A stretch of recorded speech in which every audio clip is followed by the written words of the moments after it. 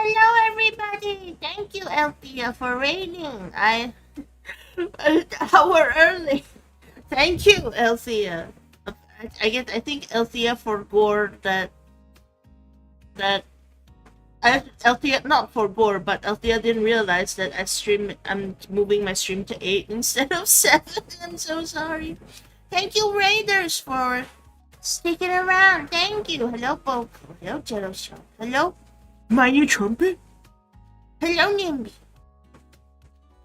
Hello, Go Mudbugs. Hello, Mama. Hello, Hominy. Welcome. Also, just as I press live, it started to rain and there's like wind and stuff. I hope you can't hear it. Oh my god. Wait, why isn't it going off? My ear trumpet has been struck by lightning. Gifted membership to MT.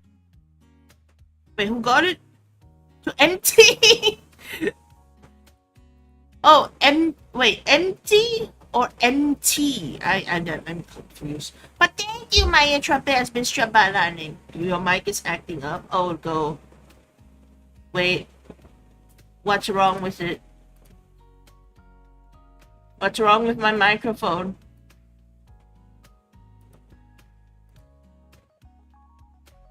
Wait, one sec. Let me mute myself.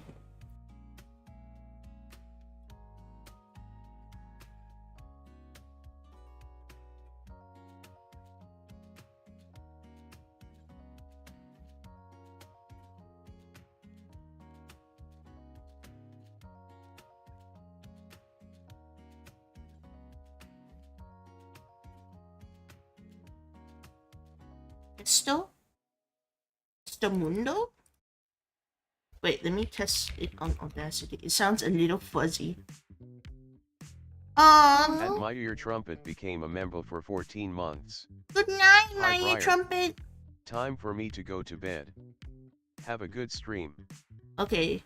Thank you for being a member for 14 months. It sounds fine. Yeah, I guess muting it and reconnecting it works. Maybe it was the rain, because the rain like went stopped a little bit. Now it sounds all good. Okay, great. Good night, my ear trumpet. Yes, good night, my ear trumpet. Good night. Thank you for coming. Thank you for being here. Thank you.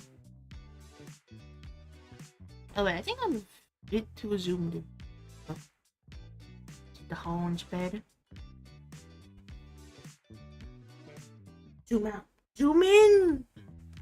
Zoom out. What is it now? Mel. Why are you crying? Why are you shaking? How are you? We're doing good, G. We're doing good, G. I'm looking forward to going home for the weekend. But the weekend is not here yet. I'm going home on Friday.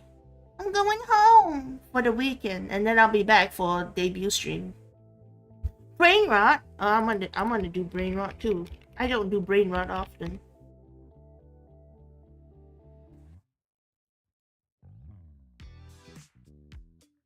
$66?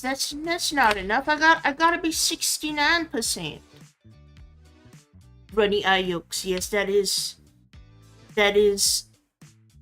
the egg bot's name. I forgot what the egg bot was. Brian Mayer. 83%, nice. Can we get the coveted 69 though? Oh, 73, so close.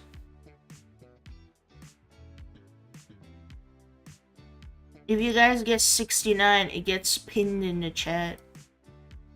It's a tradition we have. But also, I think we're gonna yap a little bit. Just a little bit.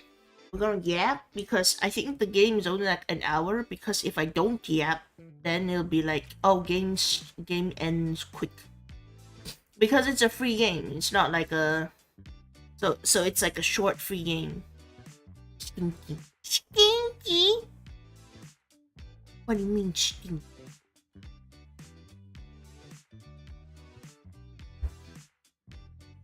So how you guys doing today? You guys have a good breakfast yet? Or dinner? Or lunch? You stinky. I'm tired. Why are you tired? Wanna go to bed? Gonna eepy? Go to sleepy?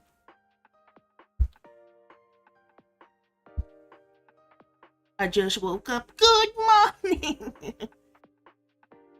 Good morning, Go Mudbugs. I hope you have a good morning. Too early. It's too early. I already pushed back the stream 1 hour.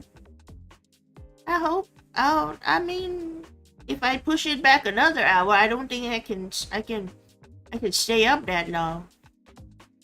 Too early. Too early. The sun is shining, the birds are singing, and you got headache. It's all good. It's all good. I'm hard and hungry and thirsty. You're gonna... Maybe you should have dinner, Mama. Have you thought about that? Just go and eat something. Eat something tasty. Have something tasty. Time is fine. Ah, I see. That's good. Everyone's got the @ names now. I go see other people's streams, and they also have the @ name. I just need to make sure I wake up at 6 to catch the stream. You don't have to wake up at 6 to catch the stream. You can wake up at 6 to go to work. Get ready to go to work. Very tired. I see. Well, take it easy, Lan. I never thought about it, and oh my god, thank you, Briar. You're welcome. I have the brilliantest ideas. Like, go eat when you're hungry. Go drink when you're thirsty. Basic knowledge.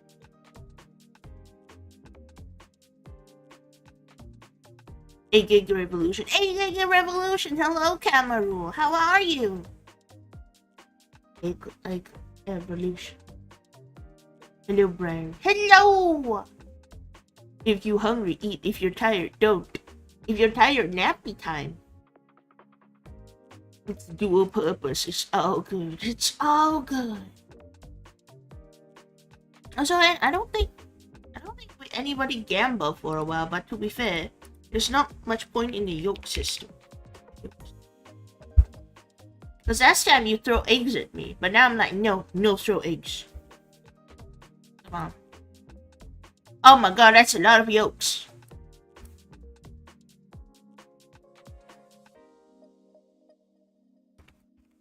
Yolks? If you're dying, don't dine. It's stinky. Yeah, exactly. Homemade chicken tender. Ooh, that sounds tasty. Egg yolks is number 2.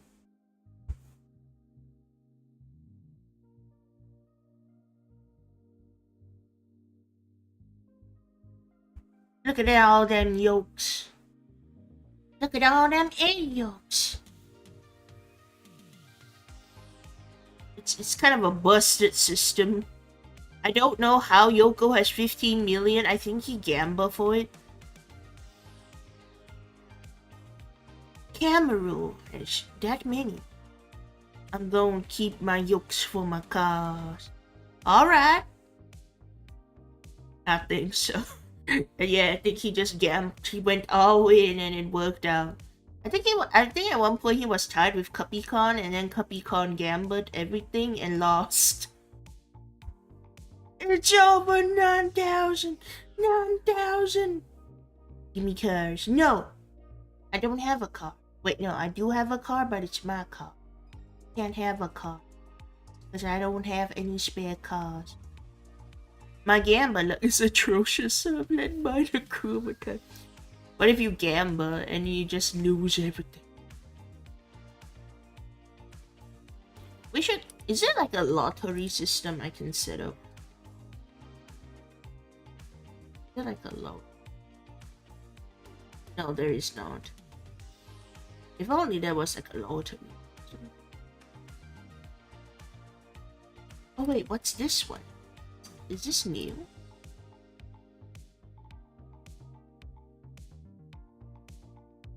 Oh! Sounds interesting. How do I do this? this, I don't want to set that up. That's too difficult. Why does this happen to me? I made my mistake. I know where to run. Also, that reminds me, I need to do something. I need to turn off the why am I saying frick so much? Turn off the... Also, the other day we got a scam bot. Not a scam bot, but like a scam in the chat. In the Discord. Somebody entered the Discord, and then their whole description was, I'm a VTuber artist stream. Oh wait, no, not artist streamer. Like, I make VTuber models and art. And it's like, they didn't have any socials, and their name and the Discord handle didn't match at all. I just immediately yeeted them. I'm just like, goodbye, scammer. I'm a VTuber. I make VTuber models. Do you want a model? It was very obvious that they were a scammer, that kind of thing.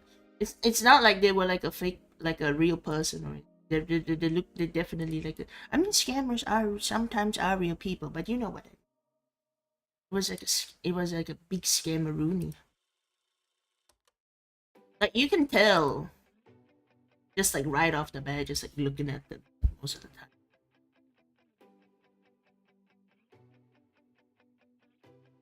What's that thing I wanted to do? This thing? Oh, okay.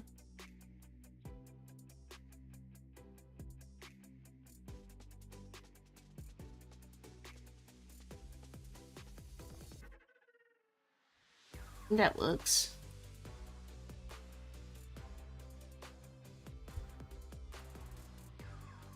I'll make models. Give me 100. I'll make you one that totally is just stolen assets. Exactly. Or just like generated images, you know? It's all fake news. It's all big fake news.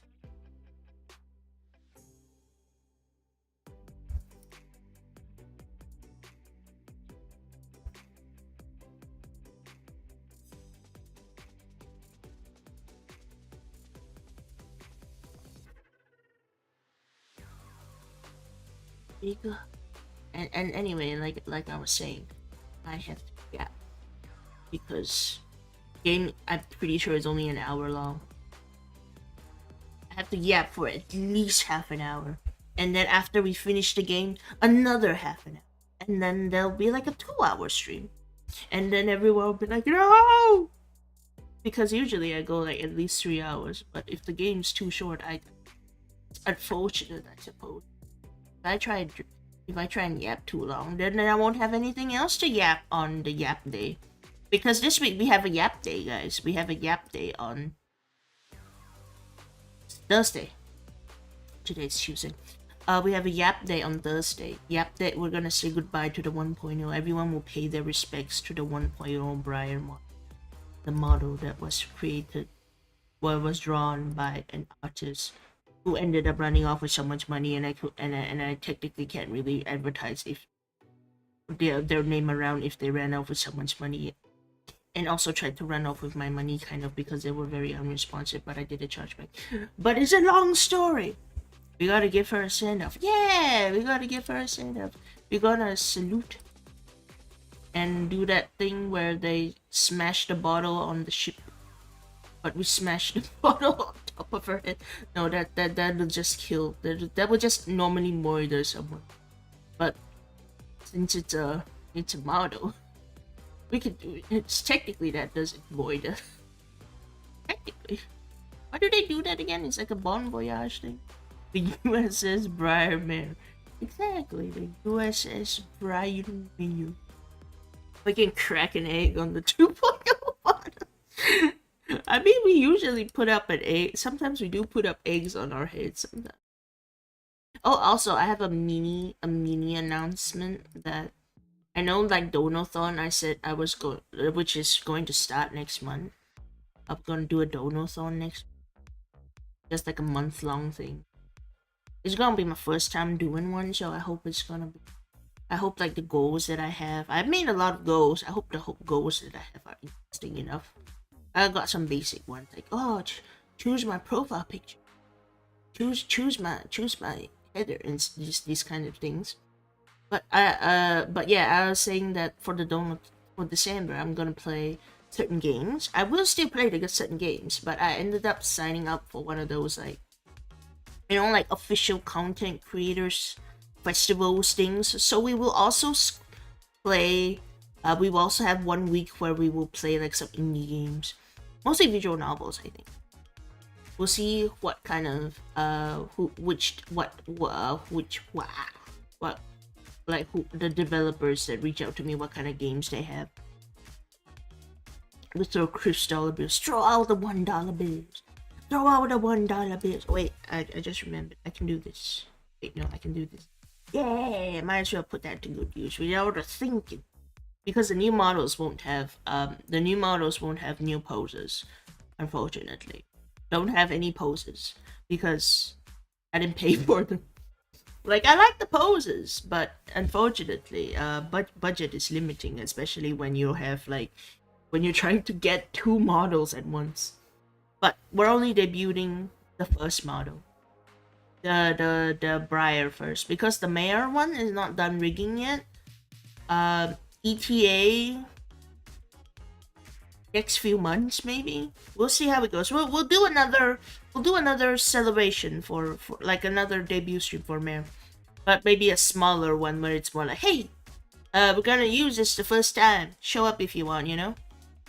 The 2.0 looks super flowy. It is.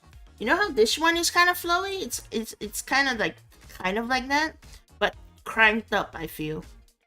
Because this one's kind of flowy and bouncy. Especially the hair, the hair.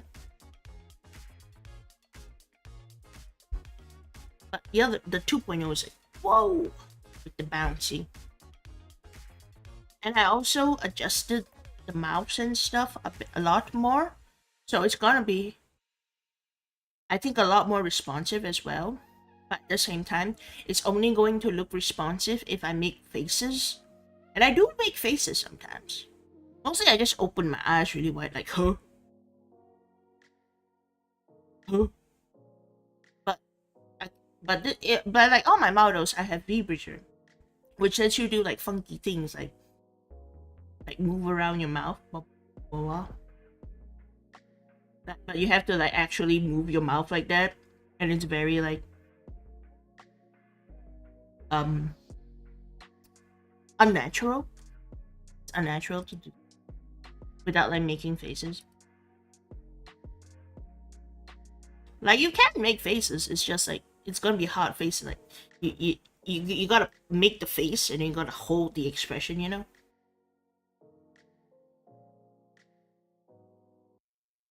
So gonna make a lot of faces on debut. But yeah, then the new model is gonna be like super. I feel like it's super responsive. I'm sure it'll be fun to play. Having more responsive gives you more things to. Yeah. Mostly, I realize I do the opening eyes thing a lot. Like, huh? I do that like a lot. Cause like even now, like, but it's just that it's not cranked. Like the pupils don't shrink super small, so it's not as noticeable. But I do raise my eyebrows and open my eyes like quite a bit, and it's very noticeable on the new model. This is true. This is true. So I was like, huh. A lot. It's like, huh, for emphasis. Also, why is the air conditioning not cold? Even though it's raining. No, seriously, why aren't you cold? Maybe that. I don't know what I did. I think I just cycled through everything and kept it on the same mode. But maybe it'll learn that. Should it be cold when it rains? It should. Yeah, it should be cold when it rains, right? Because the rain itself is cold. And then it's getting the air. I don't know. I would turn on the fan, but somebody told me, a fellow VTuber told me that the other day when I turned on the fan. I think it's because I selected the less effective noise cancellation. Apparently you guys could hear a little bit of white noise. Actually, I do have the increased noise cancellation now, so I put on the noise gate again, the noise suppression. Put on the better noise suppression because because like the lower one is good, it's okay as well. Just that to listen to, like, because sometimes I make voices and then you can't hear my voices with like some of the noise cancellation. But we'll see how it goes. We'll see how it goes.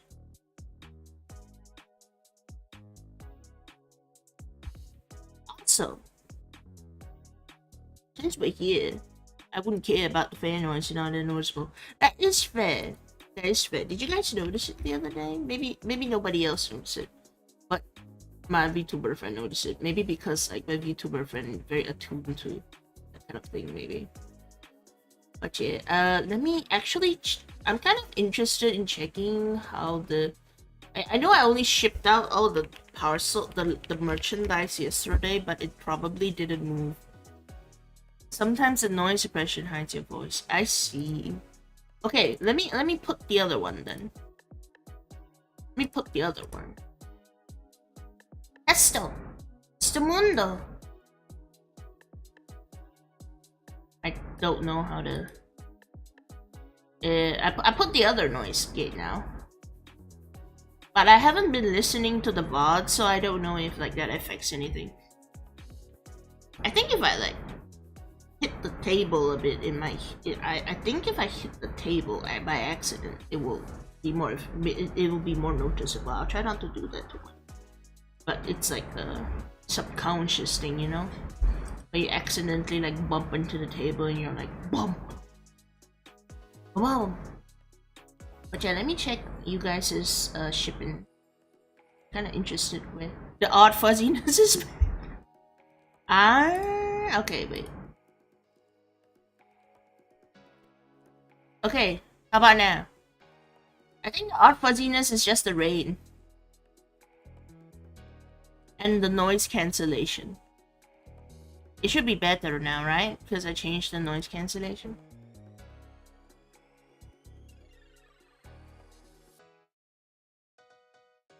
Probably the rain. Yeah. It must be the rain. It's okay. Better now. Yeah, I changed the voice, the noise cancellation. So should be better. Should be better now. Okay, let me check like one person's tracking. Then it should all. Oh, hey, it's being transferred. I feel like that's a lie. It seems like it's in the same city. But I'll just keep like the one package tracking link up in my browser so that I know that people are where the packages are, because I think they'll all move together at once since they're all gonna go to the US of A. The US of A. Oh my god! Wait a minute. Wait a minute. Steam is having Black Friday? I just booted up Steam to like check the games and not check the games. I opened the games, but oh my god, Black Friday! Oh my god, better buy some games. Instead of yesterday. Sick. Have they always done Black Friday? Let's see what's on sale. I'm gonna see what's on sale real quick since we have like 5 more minutes before I start game. Red Dead Redemption, Persona 5. Oh my god! No, I'm looking at my wish list, but my wish list is like filled with a lot of things. So some things are good. Some things. If they have it, it hasn't been as flashishly advertised. I see. Because I only remember the seasonal stuff. I don't remember the Black Friday. Ooh, Oblivion Remastered is on sale. 33% off. And it's kind of expensive. So 33% is a big chunky. Oh wow, Dark Tide. But I would rather get Oblivion Remastered. It's like around the same price. A little bit more expensive. Jackbox Party Pack 11. I know Jackbox Party Pack 11, they say it's really fun. I've seen people play it. Oh, that's it? That's oh, that's not a lot of games on sale. At least on my wish list. I would think there was more. I'll watch a minute. See. Yeah, I would think there's more. But apparently not. What about on the store itself? Celebrate this shopping holiday all week. Thousands of games on discount. Now through December 1st. Welcome back, Mau. I'm just taking a quick look at Steam Black Friday sales real quick before I boot up the game. Morning, folks. Morning, bruh. Hello, TA. Welcome, TA.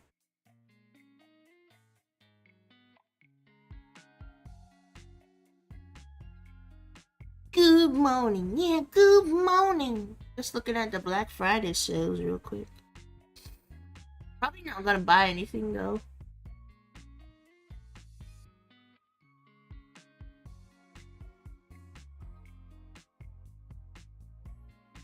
I didn't even know that there would be Black Friday. I thought it would be like winter sale.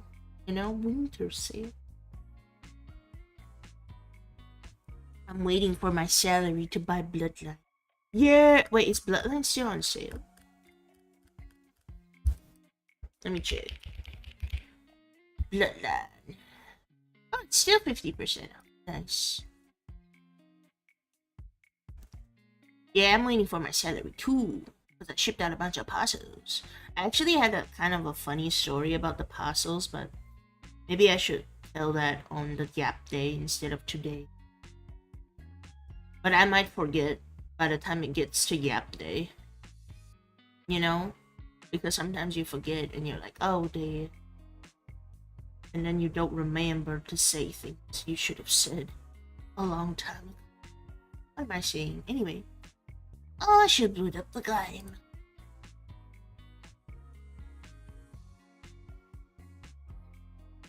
Sometimes you just forgo. Sometimes you forgo. But perhaps if you forgo, it wasn't that important after all. Sometimes the people you forgo is not forgoed. I don't know. I'm just excited the parcel information is out now. Yeah, you can check the parcel information. It's still probably gonna sit in the country for like a week though. and then move. But maybe since I shipped it out on Monday, it'll move quicker. Maybe because Monday is like the first business day. Because I think last time I shipped it near the end of the week and then it took a while. Hold on, game's boot. What you guys saying? I gotta place the plushie in my work truck. Take it with me on work days. Ah, see.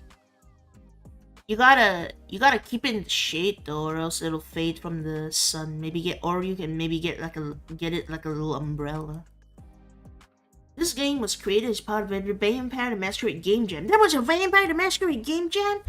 Oh my ears! I keep forgetting that things will blast my ears when I boot the game. Hold on, I need to adjust the settings. Wait, are you joking? There's no... Are you joking? Oh, sorry. This is my reaction whenever a game doesn't have window mode. But to be fair, free game jam, and all that. Alright, chat, I guess you're gonna sit on top of the game. Getting it a little umbrella would be adorable. Exactly, and don't punch the plush. The plush is so dense. You could throw it at someone and legitimately hurt them. Legitimately. Okay, wait, let me just... to OBS. Where is... Oh, there's YouTube.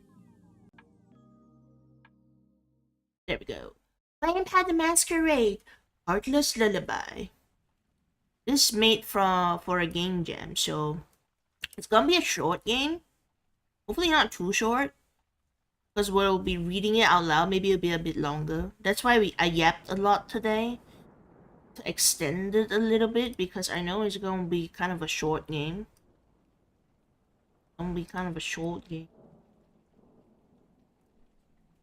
If by some miracle arrives before December 12th, will take it with me to a con I'm going to. December 12th. I'm pretty sure it will arrive by December 12th, because the advertised shipping rate, like, it says it'll take maximum a week, but I don't trust that. I know I paid a lot for the shipping, but at the same time, I don't think it's going to actually take a week. I think it's going to take like 10 days. Briar yapping, unheard of. Unheard of. Alright, let's start the game. It might be a little loud because I only lowered the volume a little bit. Heartless Club. 4:30 a.m. It's raining in the game, by the way. Oh yeah! What is in the narrator? The Heartless. The Heartless! Our character is Zach Riley, a young man in his late 20s, partying with his college buddy Johnny. You stand in the queue that gives access to fairly new and trendy nightclub, the Heartless. Johnny is not feeling very well. He is hunched behind us, staggering slightly, with a blank stare. You gonna bring much to CF and see who recognizes you? I don't think people will recognize me. I don't, because like I don't have like a big Southeast Asian presence, I feel. Heartless! The door to talk. Okay. Are you sure you want to keep the party going, stud? Trying to focus his gaze and blinking effusively. Of course, you bastard! He shouts as he raises the half-empty beer bottle in his hand. This has to be our big night. We have to get in however we can. Before Johnny finishes his sentence, you hear a loud snort behind you. As you turn around, you notice how the bouncer starts to cross his arms and frown. I'm gonna do it anyway. Yeah, you can do it. You can bring it. Take some pictures. Get the hell out of here, freaking drunks! He shouts grimly. Press tab to highlight interactable elements. I'll touch the trash. There's no point in trying to get into another joint at this hour, and certainly not with Johnny in this state. We're leaving. When you turn around with the intention of leaving the queue, Johnny's face twists into a pitiful grimace. Oh man, it's our... burps sonorously. Our big night! Stumbling, Johnny tries to block your way. I'm not moving. You idiot. If I leave him alone, he'll end up in the ICU. One drink, Johnny. One, and then we're leaving. You idiot. Can we talk? I guess can I talk to the trade? I want to talk. Newspaper. The front page is full of news about multiple cases of missing persons. Well, that faded away before I could read that fully. A trash can is overflowing with papers and pieces of cardboard of different colors. There's not much to see around here. Behind you, you hear a loud retching sound. It sounds like Johnny is struggling not to let it all out. Yeah, don't do that. Resolve moderate. Maybe there's something valuable in the trash. Alright, guys, roll up our sleeves. We're going diving. Maybe there's something valuable in the trash. You find a used VIP ticket. It works. Talk to Johnny. Johnny's appearance is truly pitiful. The multiple stains on his shirt, wrinkled and unbuttoned, are a decadent reflection of all the excesses committed during the night. His breath smells of the worst absinthe, and although you've spent 1,000 raves together, you've never seen him like this. A sudden burst of lucidity brightens his face. Chill, man, he exclaims, waving open his free hand. I just need a few seconds to catch my breath. I'm not gonna let that bitter ruin this night for me too, he adds before taking the last swig from the bottle. You focus on getting them to let us through. You look at Johnny for a couple of seconds. A few drops of beer run down his fingers. glinting off the wedding ring on his finger. You can't help but feel deeply sorry for him. Johnny, if after everything you've had to drink, you're still thinking about her, one more drink isn't gonna solve anything, but I owe you. Oh no, Johnny's going through a bad divorce. A hulking disco bouncer scowls at you.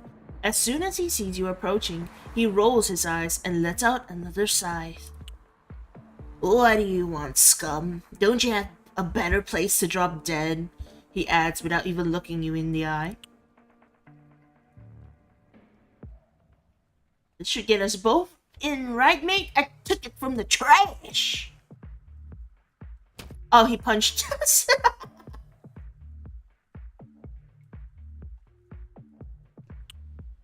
Before you realize exactly what's happening, your head hits the cold asphalt of the roadway. A sharp pain spreads quickly across your left cheekbone, and you notice a growing dampness on the back of your head. Your vision blurs, turning the nightlights into dancing colored speckles. He's biting. I think we're still human right now. Shove it up your effing all censor. Get the fudge out of here. Slowly you stand up. Johnny by your side looks at you with drunken guilt. Zach, I'm sorry. Before he can finish the sentence, touching him on the shoulder, you cut him off. Don't worry, I deserve it, you say while glaring at the bouncer. Let's go, John. I think we've had enough for the night. We could still bite him even as a human. That is fair. We could norm. Turning around, suddenly, your attention is completely captivated by the most beautiful eyes you have ever seen. A woman, tall and slender, absolutely perfect, hair dyed red and tied in 2 buns, bright green eyes and smooth ivory skin walks towards the entrance. As she reaches your side, you feel the world grind to a halt. As she slowly looks down and stares directly at you, a warm half-smile on her face pierces your soul. She can't be real, right? Lifting her face again, the woman continues on her way past the bouncer.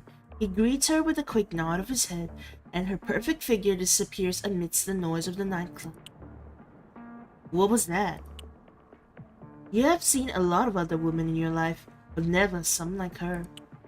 Still numb, paralyzed by the experience, you feel trapped in your own mind, struggling to superimpose reason on whatever it is that is asking you to break through until you find her.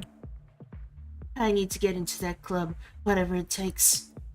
Johnny's still by your side, of course, but right now he's the least of your problems. If you had to leave him lying right there to get in, lying on his own puke, you would do it in a heartbeat. I'm not that drunk, am I? They didn't spike my last drink, right? No way. An insistent buzzing sound brings you out of your reverie. Oh my god, reverie! 𝑮𝒂𝒎𝒄 reverie. Zach, dude, Zach! The words slip slowly and heavily from his lips. Are you alright, Zach? You're very pale, Zach. Zach, you're not well, Zach. Your own name begins to sound strange, repeated so many times by someone in such a state of dispossession. Will you please shut up? Johnny's face twists into a grimace of confusion. Dude. By the time you realize that Johnny's voice sounds far away, you realize you are walking towards the entrance of the club. You see the bouncer's arm go up, and you close your eyes in anticipation. From the bouncer's walkie-talkie, a static rap message finds a way to you. Let them through, Victor. It really is a special night. Lifting the walkie-talkie to his mouth, of course, sir. Returning the device to the holster on his belt, Victor, the mountain of muscle that until now had blocked your entrance, points at you with his index finger. You can come in, your friend too. If you don't behave, there will be no warnings, understood? Miracles do happen at 4:33 in the morning. Yes, Johnny, come on! The last one's on me. Even though we told him, shut up. Like a wave crashing violently against the shore, A myriad of colors, smells, and sounds explode against your senses. Just 10 minutes ago, you would have gladly dragged Johnny home. Now your whole world swirls and dances, merging with the trance music and the lights of the Heartless. The Heartless! In your mind, only one image keeps the situation coherent. That woman, her eyes, drilled into your consciousness, call out to you, inviting you to meet her. Johnny, pull yourself together for God's sake, at least until I get her name. Johnny, behind you, seems to come to now that he sees himself inside the club. We did it, he says, shaking his head and wiping the corner of his mouth. I knew you'd get us inside, that's why I like you. He pauses for a second and swallows what was probably a gag. I think it's too late now, but control yourself, okay? I wouldn't want to get our asses kicked out of here, man. Don't worry, for the moment I'm going to order something without alcohol. Water for instance. The word sounds inordinately strange coming from him. It is possible that he has not touched a drop for days. I'm going to the bar, Zach. When I'm a little bit better, we'll have the last one, okay? Sure, man, I'll walk around while I'm at it. I've never been here before, and I like the vibe. And the people who seem to follow it, of course. Let's have some fun. Yeah! Touch that door. I don't need to get in the cloakroom. Touch that cloakroom thing. It's locked, alright. It's a fancy person in a fancy hat. Yo, what up? That's what people say, right? Yo, what up? A man hunched over the table, sipping slowly from a crystal glass, oblivious to the world. Wait, I think it needs to be a little softer. Now that we're in the club. I think that's a bit better. All his clothing could be described as bizarre, reminiscent of a hobo with a high sense of aesthetics or a fashion designer in decline. In either case, his presence clashes tremendously with the place.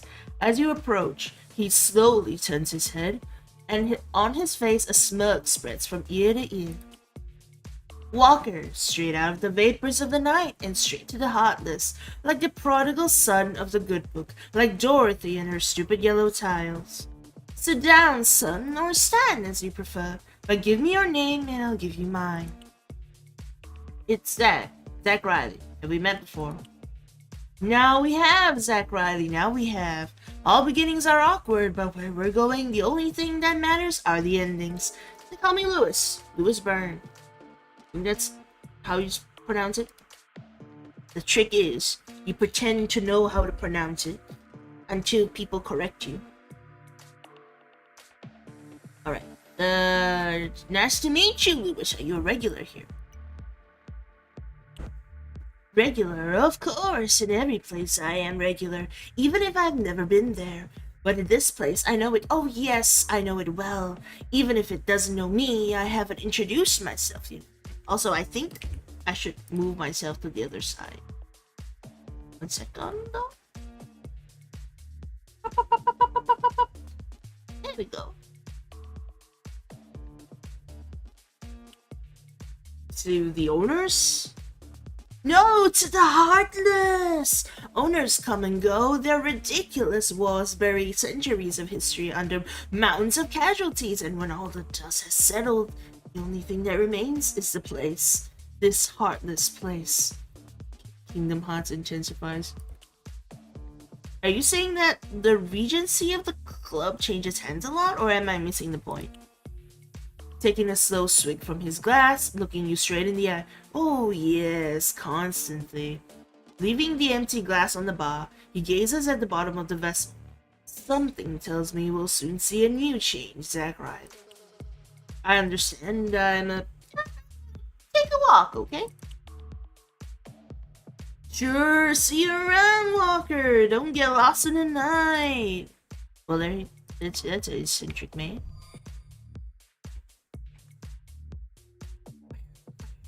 I want to dance. I'm going to dance. I dance? The whole night has led you to this moment. The floor is yours, baby. Hey, Johnny, come on, let's sweat out all the booze you've been drinking. Of course! With astonishing agility for someone in his current state, Johnny dashes to the dance floor, and you both begin to sway to the decadent beat of the music. Oh, just look at him go! We're a show, that's for sure, but I don't give a shit. This is great.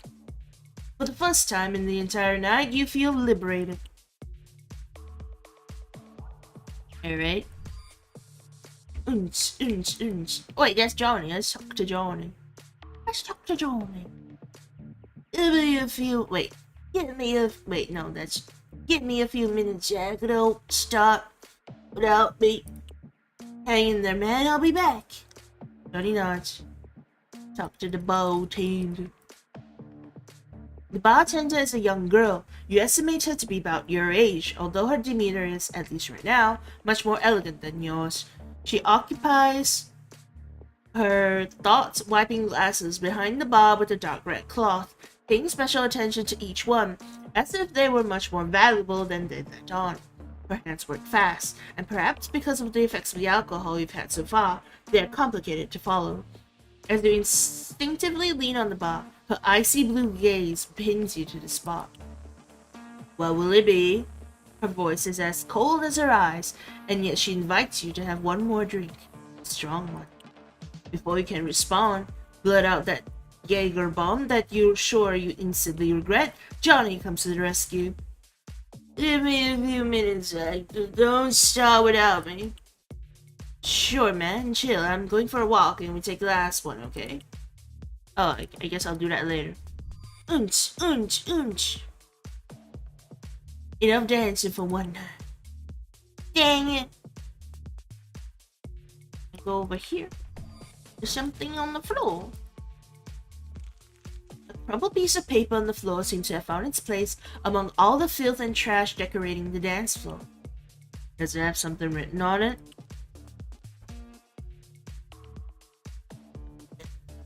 Let's take a look. We already went garbage diving. Unfolding it, you realize that it's an attempt at a poem, handwritten and crudely written. The author clearly doesn't know how to rhyme, although his intentions and feelings are clear from the first line. Ugh, it's embarrassing. Who the hell nowadays is so intense? You got a crumpled paper. I mean, maybe they're looking for it.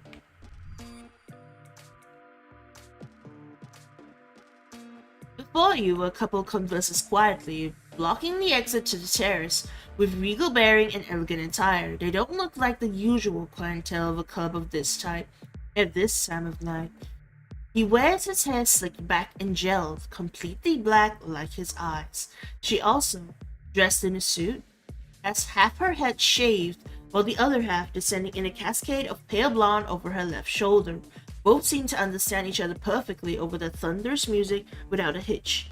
When they see you approach, their heads turn slightly, visibly annoyed by the interruption. What do you want, kiddo? The word slithers slowly and venomously, sending a shiver up and down your spine. I just want to go out to the terrace for a moment. Don't be like that, she says, tapping her knuckles on her partner's shoulder. Look, cutie, the terrace is occupied. Evaluating you from head to toe, she seems to enjoy the embarrassment you are feeling right now. Never has a compliment sounded so insulting to you. Get lost. The fuck? Rude. I'm just here to party. Oh hey, it's that girl that I have a crush on. Yo, what up? Everyone says yo, what up, right? Even though I already said that, so I say that. Sitting all by herself at one of the tables reserved for customers is the woman who made you forget the rest of the world when you were waiting in line at the entrance. With an elegant glass of wine in her hand, she sips absent-mindedly while glancing at her cell phone from time to time, waiting, no doubt, for someone. You find it impossible to take your eyes off her for more than 10 seconds, and no matter what you do, you always end up looking back at her. You feel like a teenager again, stealing glances at the girl of your dreams. Her hair, red as fire, gathered into perfect buns on either sides of her head, dazzles the room like an ancient lighthouse in the middle of the neon storm and trance music. Her gestures, elegant and distracted, subtle and rhythmic. When she finally raises her head and your eyes meet, the emerald intensity of her gaze traps you in a world of your own, one in which only she and you exist. Doctor, you moron, don't just stand there staring at her. A shy, stylish smile begins to form on the woman's face. Come, sit down. If you keep looking at me like that from a distance, you're gonna make me feel uncomfortable. Her voice travels through the air like a bullet, straight to your chest. You notice how your heart starts pounding in your chest with eagerness, almost as if it wants to escape. And before you know it, your legs are already on their way and you find yourself sitting in front of her, still struggling to discern if it is a mirage. Talk to her, coward! Alright, let's do charisma and composure. Making you feel uncomfortable is the last thing I would want to make you feel tonight. Success! The young woman arches her eyebrows in a gesture of amused surprise and lets out a light, mirthful laugh. You seem to have quickly found the courage you lacked. Taking a small sip from her glass and licking the corners of her mouth, she lifts her chin. Are you going to tell me your name anytime soon, brave one? Nailed it! Zach Riley. Diane, tell me, Zach, what are you and your friend doing at the Heartless at this hour? Your friend, if you hadn't just been reminded, you have completely forgotten that Johnny is still at the bar, battling an alcoholic coma and heartbreak. Yes, my friend is going through a rough patch. He just left his wife. He needed a boys' night out, and how could I let him down? Try not to leave him alone then, Zach. Riley, and if you can, get home before you do something you might regret. No good decision is made after midnight.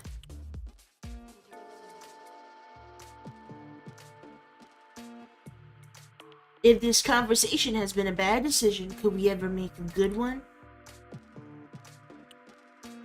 I highly doubt it, Riley, but the thought of it is not something I would dislike. See you, handsome. She called me handsome. That means she likes me. She likes me. She thinks I'm handsome. I go out. Locked by a means of a magnetic card reader. Such exclusive security measures. It looks like we won't be able to go out on the terrace anytime soon. On the other side, you hear a lot of movement. Suddenly, a muffled scream startles you. Fudge! Knocking on the door with your knuckles. Is everything alright? Yeah, relax. Girl stuff. They must be shooting up, I imagine. In any case, I'm not gonna go in there. A sort of matte or black cloth hanging between the two doors displays a strange symbol, hidden in red in a careless manner. It's quite a loud tune with the rest of the decoration. I don't know what the hell it is either. The logo of some sort of band around here, maybe?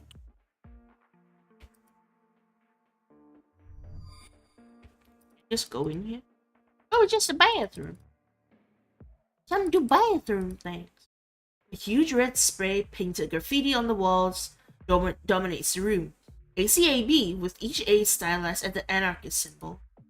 This is an anarch nightclub. All cops are bastard. More and more graffiti like this can be seen all over the city. The situation is getting more and more intense. Inspect. Success! Another graffiti, smaller and almost erased, finishes off the end of the B. Fudge 'em cammies. I'm not familiar with that insult. I guess you learn something new every day. It's probably just another thing for Karens. It's overflowing with toilet paper stain or something, Doc. Let's use the bathroom. It's disgusting, but nothing you haven't seen before in other nightclubs. After all night, you feel the need to relieve yourself. Better here than in an alley. Now to wash my hands. Small stains of a blackish, dried up liquid decorate the edges of the sink. Sniffer. Success! It looks like dried blood. There must have been a fight. And now wash my hand. Yes, wash my face. Turn on the faucet, and after a second, a stream of ice-cold water gushes out. Pouring water on your face, you immediately feel more awake. It's been a long night, and you can't wait to go to bed. The mirror. The rickety mirror looks back at you. On the other side, your battered effigy smiles unconsciously. When you notice that the poorly dressed and worse-groomed mangled man leaning on the sink is you, the gesture of the reflection relaxes, and while it looks you in the eyes, you land in reality. Hey man, it's been a while since we've seen each other's faces. Not like this, at least. What a fudging maze, huh? Looking down, you notice stains on your shirt. But what are we doing? We are too old to be this late drinking brake fluid and shots of dishwater. Turning on the faucet, you take some water in your palms and drink with relish. Everything tastes like shit.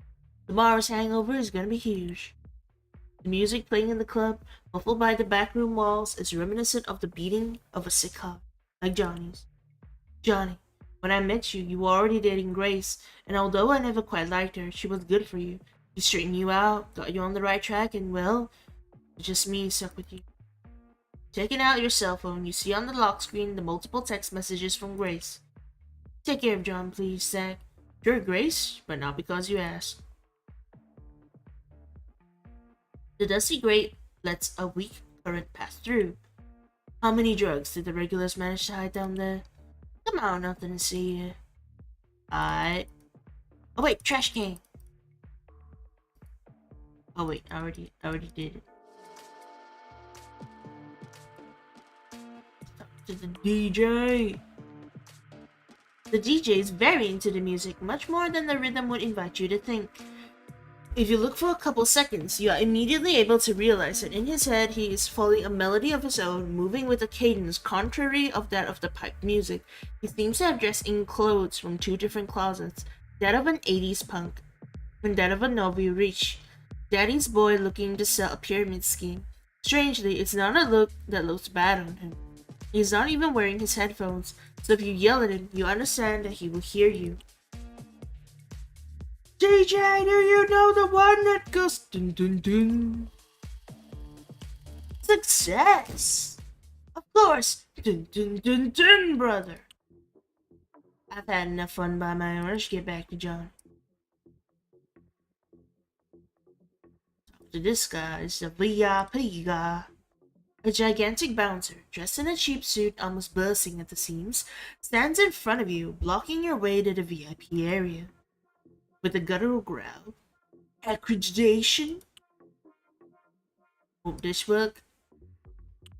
You swear that the security guard's eyes light up as every muscle in your body tenses at once. What do you think? He spits, dropping each word like a slab on you. I'm leaving, I'm sorry. Oh, I still can't use the used VIP ticket, that's funny. Alright. Going back to Johnny. Compadre and my friend, we're gonna get a glass of water. Gonna leave. It's one more drink for the night.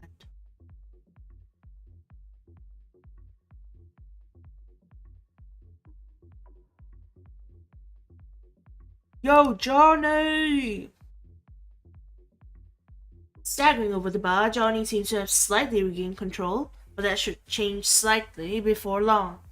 After all, we promised to have one last one, didn't we? Johnny, looking good, man. Ready for the last one? Of course, here we go, bartender, 2 here. Now we're Diane. We're the Toreador clan, and we have 2 dots of hunger. Your name is Diane. Your surname you burned the night Gabriel embraced you into the Toreador clan. Since then, you are a daughter of the night, and thanks to your sire's position, an agent of the Camarilla, the sect that unites all kindred who seek to remain hidden from human eyes. Tonight your orders are clear. Negotiate with Jackson Cunningham. regent of the Heartless, his adherents to the Camarilla. The time of the anarchists has come to an end, and after the second convention of Prague, the position of the Camarilla is clear. All who are not with us are our enemies, and shall burn. Gabriel, do you really think this anarch scum deserves our respect? Taking a small sip from your glass, you savor the sweet taste of the vitae.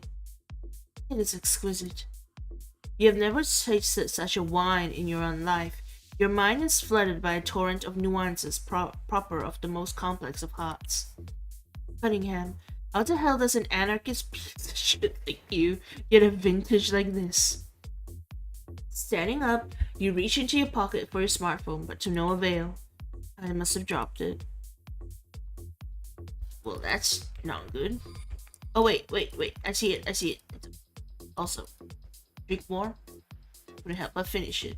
Maybe I could just wait for my coterie here? No, I should investigate some more.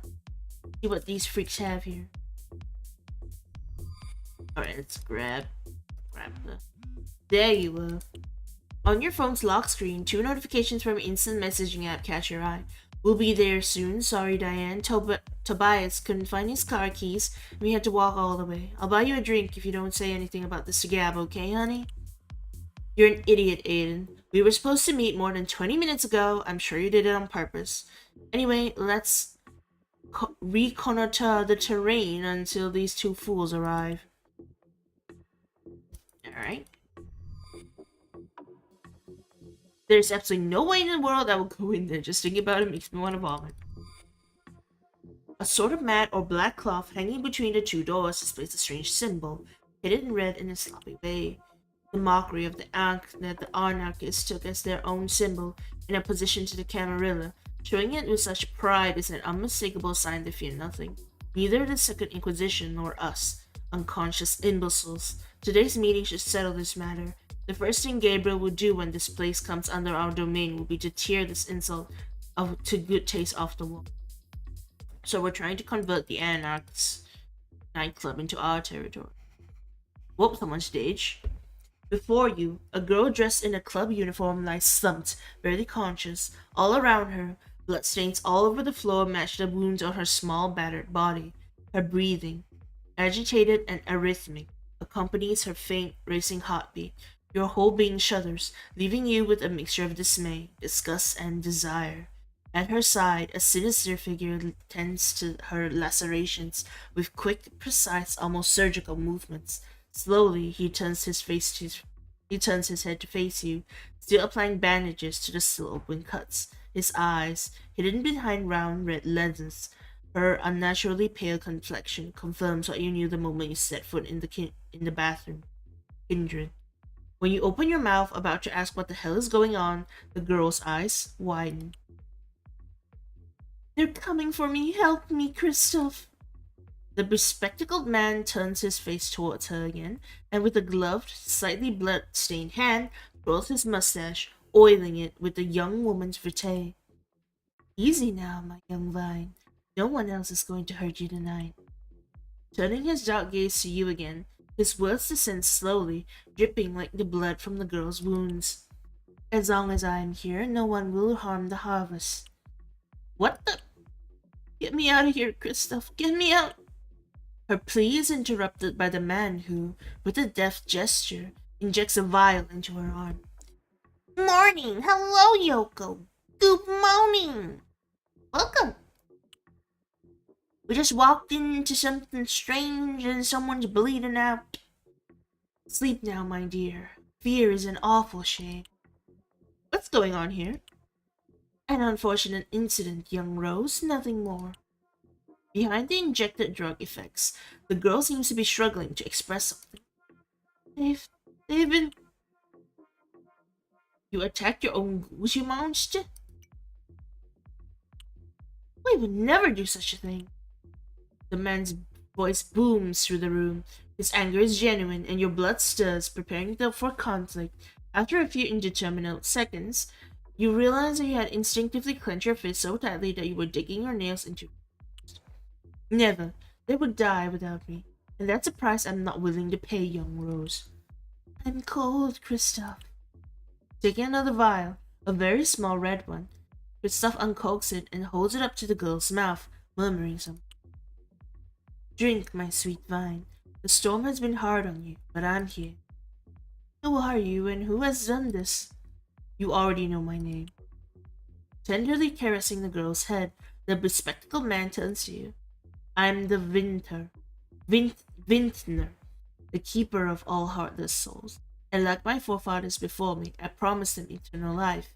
I am the one in charge of turning the water of life into wine, and I take care of my garden. You are the domator of all the ghouls in the Heartless, ghouls that you then lead to make wine. Oh, so he makes the human workers into ghouls by feeding them blood, and then he takes your blood to serve as to the customers. I trust your appreciation will not become an accusation, young Rose. You know well the criminal beauty of our existence, and I am not an animal. I never harvest an unwilling vine. That is why the wine is so exquisite. It is not tainted with violence. So it's consensual bloodletting. You gonna tell me what happened here? So are you going to tell me what happened here? A very unfortunate incident with some extremely unpleasant clients. You're lying. I assure you I do not, ma petite fleur. Alright. Natural success! The man's face darkens and his expression tightens into a grimace of disgust. Not until now. From tonight onwards, who knows, my poor vines? Tonight there should be only one change in his crap hole. The new regency of the Camarilla. And this kind of things would never be done by an agent sent by the prince. Someone else is making a move for the Heartless. If you have finished judging us, I recommend that you go back to the bar and wait for the rest of your party. Cunningham is waiting for you upstairs. And I filled to the brim all kinds of vials. A myriad of small bloody shards of glass scatter on the floor. A large number of the girl's wounds must have been caused by their hasty removal of her flesh. Damn. That don't sound good. Eris? Locked by a magnetic card reader. Pity. Can't talk to the D.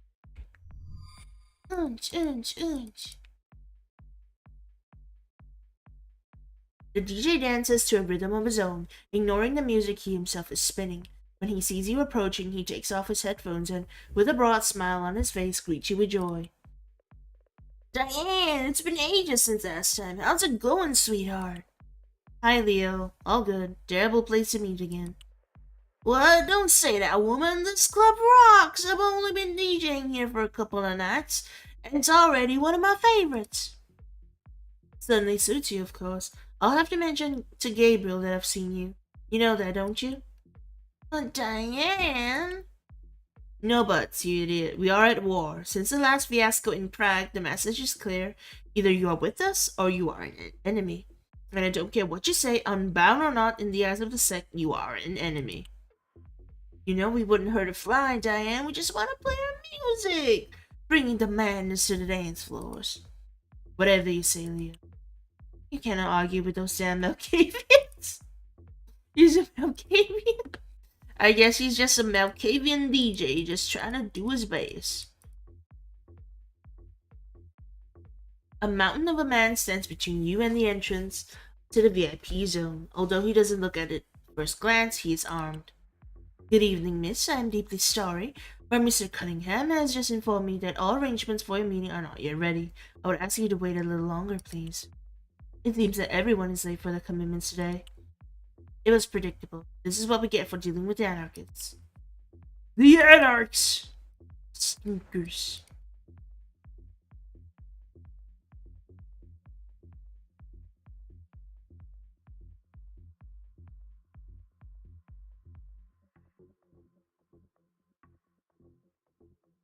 Oh, the people here are gone. Once we can go outside, but there's blood. A faint, almost imperceptible trail of blood. Something or someone has been dragged along the floor while bleeding. The trace comes from inside the cloakroom, but someone has gone to great lengths to try to erase it. Go to the terrace. Or we can go to the cloakroom first.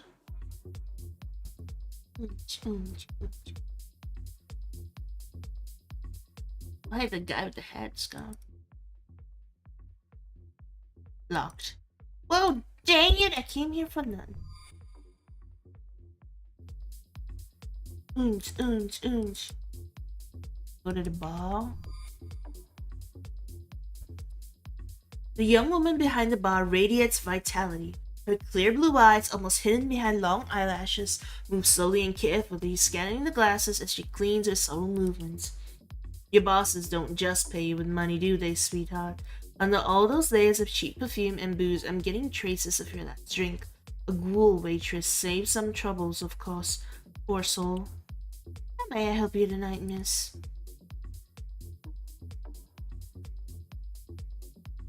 Tell me, pretty eyes, how is the evening progressing? Anything remarkable you'd like to confess? A sudden flush in her cheeks colors her pale complexion as she hears your compliment. Your influence over the kind continues to surprise you night after night. I only serve drinks to customers, miss. I don't see, I don't hear, and I don't ask questions. Come on, a whole night behind the bar? Words are sure to find their way into your ears, and effortlessly, I dare say.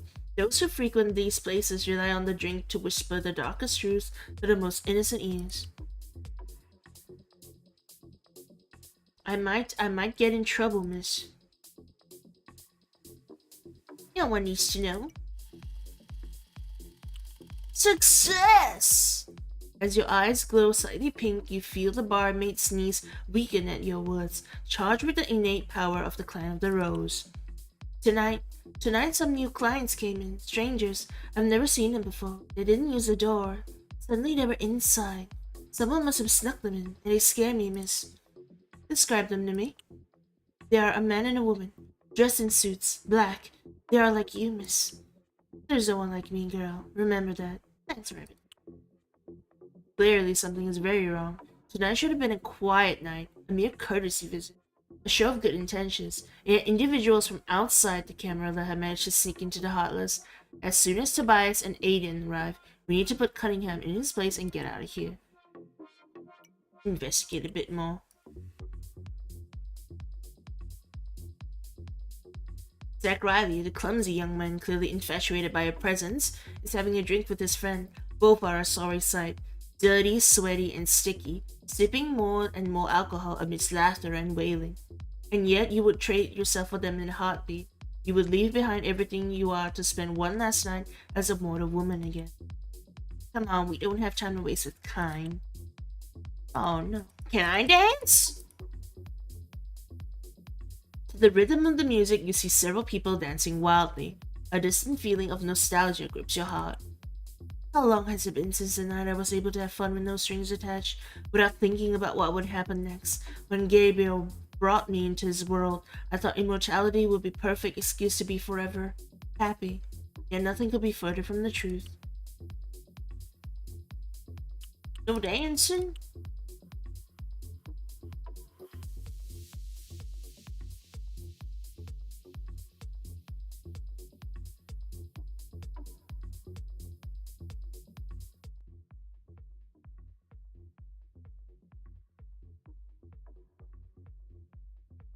Rip these off. Go into the cloakroom. The window leading into the cloakroom is completely smashed. Someone has tried to fix it in a hurry with a few wooden planks, making a mess of it. There's no glass on this end, they're all inside. The window was blown out from the outside. I could try to remove the boards and see what's inside, but I'm gonna screw up my manicure. Tear off the planks. Success! With a violent snap, the weak wooden planks succumb to your supernatural strength. Those 9-inch nails didn't stand a chance. How uncivilized.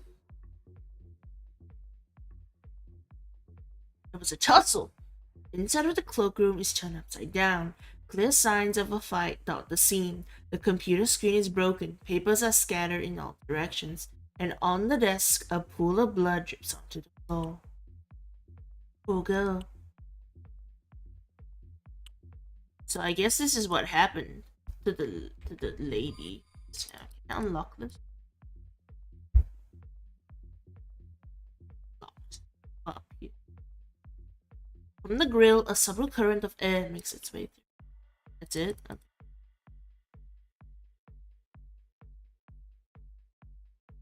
Guess we found out what's happening. What about the... It's locked.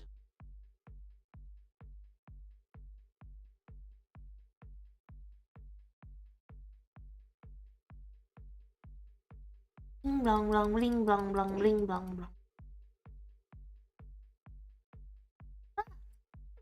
An elegantly dressed couple quietly sips wine from fine crystal glasses. Their attire is widely out of keeping with the atmosphere of the club, and their regal, sinister demeanor unsettles you. Their heart does not beat, they do not exhale when they breathe, and their skin is morbidly pale. Kindred note. Who the hell? When a couple notices you, they turn to you with marked arrogance, begin to size you up from head to toe. Their brazenness so obvious it hurts. She nods, while grinning an unpleasant smile. Oh, hello, Lee Min-chung. Welcome. Welcome, Lee Min-chung. Well, she just reads novels. Yeah, I mean, it is still reading. It's just a little more walking around and reading. Also, hello, Paladin Sam. Good morning. Good morning. Rhythmically from side to side, tapping on her lip with a finger. Well, well, look what the night has dragged in. Be careful, lest you scare her. Come here, little bird, sit with us. I'd rather stand. See what you've done? Laughing. Of course it was my fault. In a reproachful tone. You know how quickly Tereador get anxious at your sight. A creeping fear begins to crawl up your back. You are all alone, facing two perfect strangers, king knights no doubt, and knowledgeable about your clan. Who knows what else they know. I was gonna ask if she ever gonna read Cormac McCarthy's Blood Meridian or something, because I heard it's very hard to read. Do I have that book? Sounds familiar. I don't know. Is it about vampire? Have we met before? Not directly, no. We don't hang out in the same joints as you. And yet here you are. In your head, that sentence sounds much more confident. After you say it, you feel a tremor in the back of your throat. It's been a long time since a presence has disturbed you like this. Check it out. She's not only pretty, she's smart too. Here we are, yes, and we're not planning to leave anytime soon. Blood Meridian is really good, but really heavy. I see. You read it, man? Read it? Are you sure you don't want it to sit down, beautiful? No. That silence that fills the room could be cut with a knife. The couple's eyes, fixed on you, seem to want to pierce you and discover what lies deep inside you. After a few eternal seconds, the man starts talking. Have you tried the wine, girl? It's very good, although for my taste, drinking it out of a glass makes it loose. What's the word? Sentiment. That's it, sentiment. Although it's fancier, that's true. I didn't, but I watched a whole video talking about the whole story. I see, okay. I heard it's a very good novel, hard to read, so it's point to be adapted to the movie. It's impossible to be adapted. Even heard it's hard to adapt to a graphic. I see. Does it have a lot of disturbing parts? Huh? Since Gabriel introduced you to the Canine Society, you have seen hundreds of different kindred, and yet you will not be able to guess the clan to which these two belong. The arrogance of the Ventrue, the elegance of the Tereador, the eeriness of the Tremere. I mean, they're probably just followers of Set or something. Very disturbing moments. I see. And it's a western with blood, it's cowboys and stuff. There's no vampires? You're very quiet, pretty thing. My colleagues are on the way. And without them, you don't know how to converse. I'm here to meet Jackson Cunningham. He's waiting for me upstairs. I'm not looking for any kind of trouble. Jackson in here. I thought you liked him. Rebellious. Come on, don't judge the man like that. Maybe he's experimenting. They both laughed delightedly, showing their teeth white and sharp. Embarrassment takes hold of you, and rage runs deep. Who the hell do they think they are? Slowly dragging their laughter for several infinite seconds, the couple eventually calmed down. Hey, young lady, when you see Jackson, try to be more open. Talking to a wall isn't exactly entertaining, and tonight has to be one to remember. The woman turns her head to her companion, and with an arched eyebrow looks at him incredulously. Since when do you give sound advice? Adjusting his tie, the man settles back in his chair. A couple of small pieces of glass from inside the sleeves of the man's jacket fall to the ground. Go away, little girl. Let us enjoy the rest of our drink. I'm sure we'll see you later. Weird. It's hard to believe that a dive run by anarchists has such a sense of decor. I mean, don't judge books by covers and whatnot.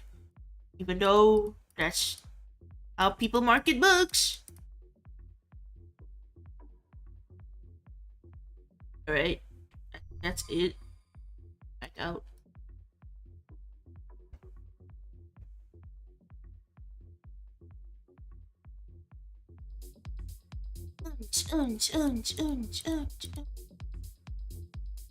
Drink.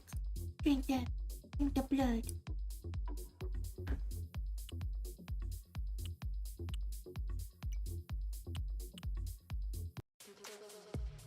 Oh, it's Zach again. Man, I'm too drunk. You notice that it's been a while since Johnny said he was going to the toilet. You couldn't have fallen asleep there, could you? God dang it, Johnny.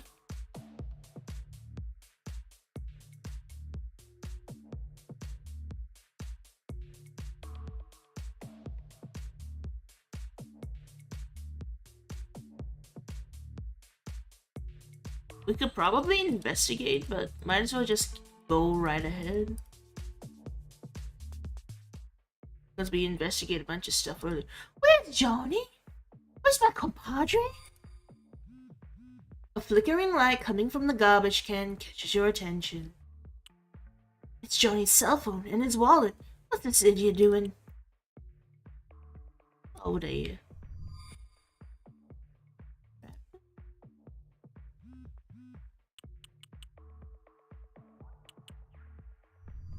Where is Johnny?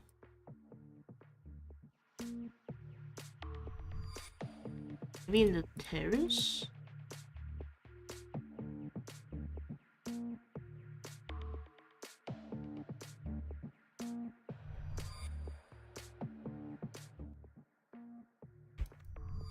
I wonder if I can climb into... Oh!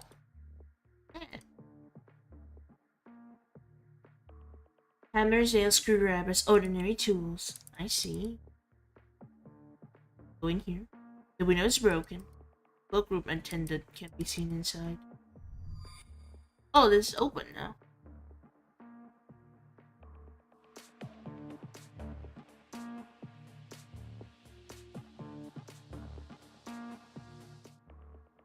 Yo, what up? The cloakroom shutter is up, and behind it, a young woman watches you shyly. When she catches your glance, she startles slightly and, with a shy smile, turns to you. Do you need something, sir? The girl appears to be a couple of years younger than you. Her smile is strange, artificial, her movements slow and clumsy. You notice her wrist is bandaged, and it looks like a recent cure. Her eyes convey a confused, hurt sadness. I don't understand the business. Is this yours? Is this poem yours? Oh, that. Taking the paper from your hands, she can't help but blush as she opens it and reads its contents. Her cheeks go redder and redder to a comical point. Tucking her hair back behind one ear, you notice that her right earring is missing. That idiot. Excuse me, can I tell you something? I'm all ears. See that bouncer over there? The one in front of the stairs into the VIP zone? Don't tell me that gorilla has... Yes, he wrote me this, but he didn't have the courage to give it to me, the coward. I saw him approach my stall at the beginning of the evening with something in his hand, but he turned away before he got here, and since then he hasn't come near me to even say hello. Are you two dating? Immediately, the young woman's face turns completely red. No, I mean, nothing serious. Well, not at all. Yes, but no, it's complicated. Come on, woman, it's not that big of a deal. If he has written this to you, it seems to me he's serious, and you seem to like him too. Yeah, I mean, yeah, I like him, and I owe him a lot. He got me this job, you know. I wasn't in a good place in my life. I felt like everything was ending for me, and he brought me here. He saved me, so to speak. I'm really happy for you, for both of you. Good luck. Thank you. Oh wow. We made a couple. Do couple things now. The top hat, old and worn out, lies abandoned on the table. The guy who was here earlier was ringing. Where did he go? Out of curiosity, move a little closer. I notice a playing card sticking out from under the hat, on which someone has written with a permanent marker. I read it. Carefully, so you pull the card out from under the hat. The calligraphy is very elaborate, all written in cursive and with elegant finials at each end of each letter. It's a list of songs. Lazy Way Out, Love Would Tear Us Apart, Have a Drink on Me, Just in the Wind, Past the Assless. It doesn't make any sense. Neither the genres match, nor the titles tell me anything.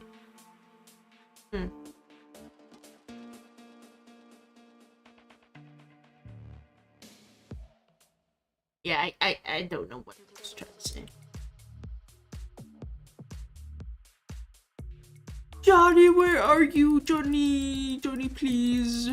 Where is my friend? He's gone.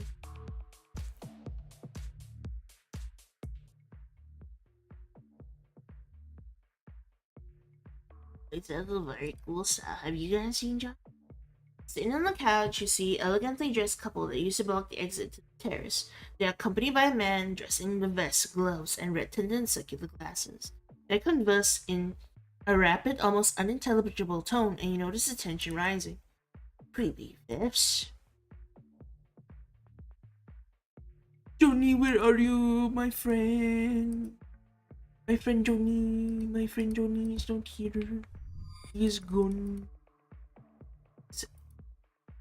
Sing.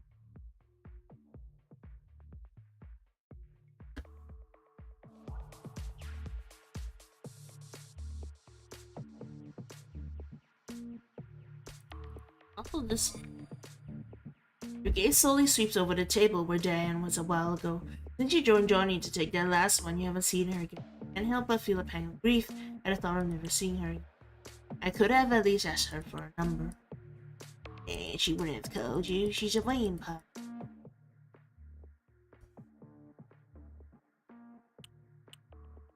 Well, this... Wait. This... Not that. This door is open. Blood. On the floor, a pool of blood that looks fresh captures your attention. In the center of it, something shines with golden sparkles. Must be from the cloakroom girl. I should pick it up. I guess I'll give it to her. Her earring.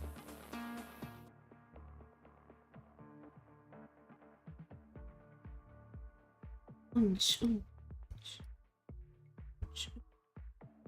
is bro, Johnny? Yo, I got your earring. Here. Is this earring yours? Oh yes, I must have dropped it in someone. Thank you very much. Oh, okay, I just gave it back to her.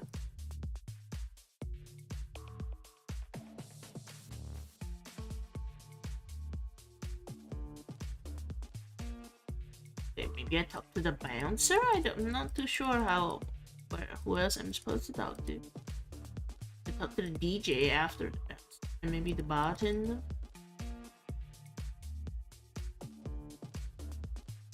The colossal bouncer looks at you reluctant, watching you approach the entrance to the VIP area. What the hell do you want now? See my friend? Yes, your drunk friend is upstairs at the express invitation of the boss. And couldn't you let me through, man? My buddy's really fledged up, I gotta take him home. No way, without an invitation, no one passes through here. Words from the boss. Touch. Nothing's. How do I get into the VIP area?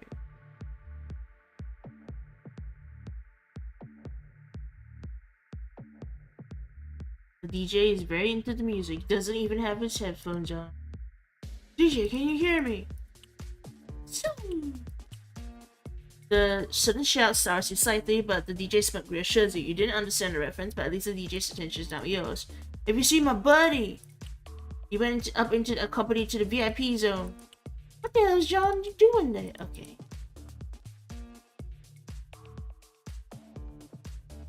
I have no idea how I'm supposed to get into the VIP zone.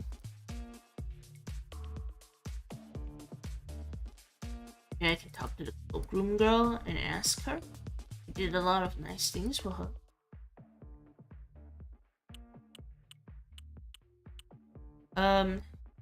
See my friend? The young man, I can go to the VIP zone. But if the bastard is drunk and says, what the fudge is he doing there?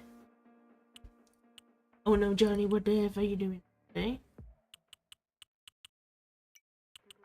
This one we already did.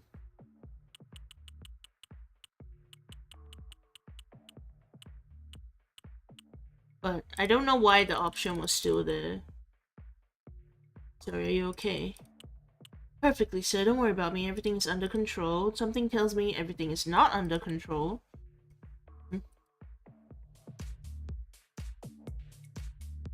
Again, maybe? I don't know.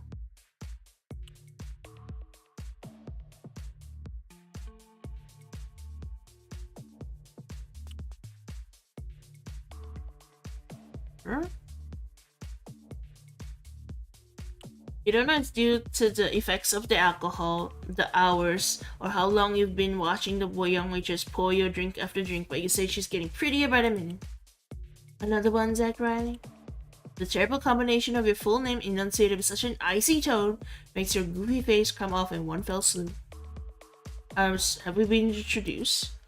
No, but you and your friend have made this by personal confessional, and don't ask me why, but referred to each other by your full name. Sounds like something we could have done. I'm sorry, I really am. Don't bother, it's part of the job. Hey, do you know how I could get into the VIP zone? You notice how the waitress stands upright and her gaze darkens. The VIP area is by invitation only. So why did that chick Johnny up there? The words hit her with the force you did not expect. Unable to hide her surprise, it hit her toe, so the waitress proceeds hesitant. It's not possible. You don't... Taking her breath briefly as if to dismiss such thoughts, she immediately reverts to her usual tone. If management has taken your friend upstairs, there must be a reason. Perhaps a favor due to the tremendous expense you have made tonight. Don't give it any more thought. Enjoy the evening. Johnny can barely stand up. What kind of favor could someone that drunk receive? Look, Zach, that's as far as I can read. If you want to ask someone what your management want to do with your friend, ask Christoph, our superintendent. He's on the terrace. You recognize him easily. He's wearing round glasses with tinted lenses. Okay.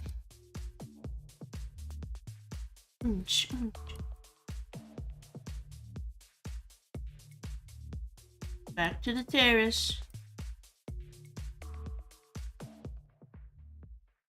Yo guys, where's my friend?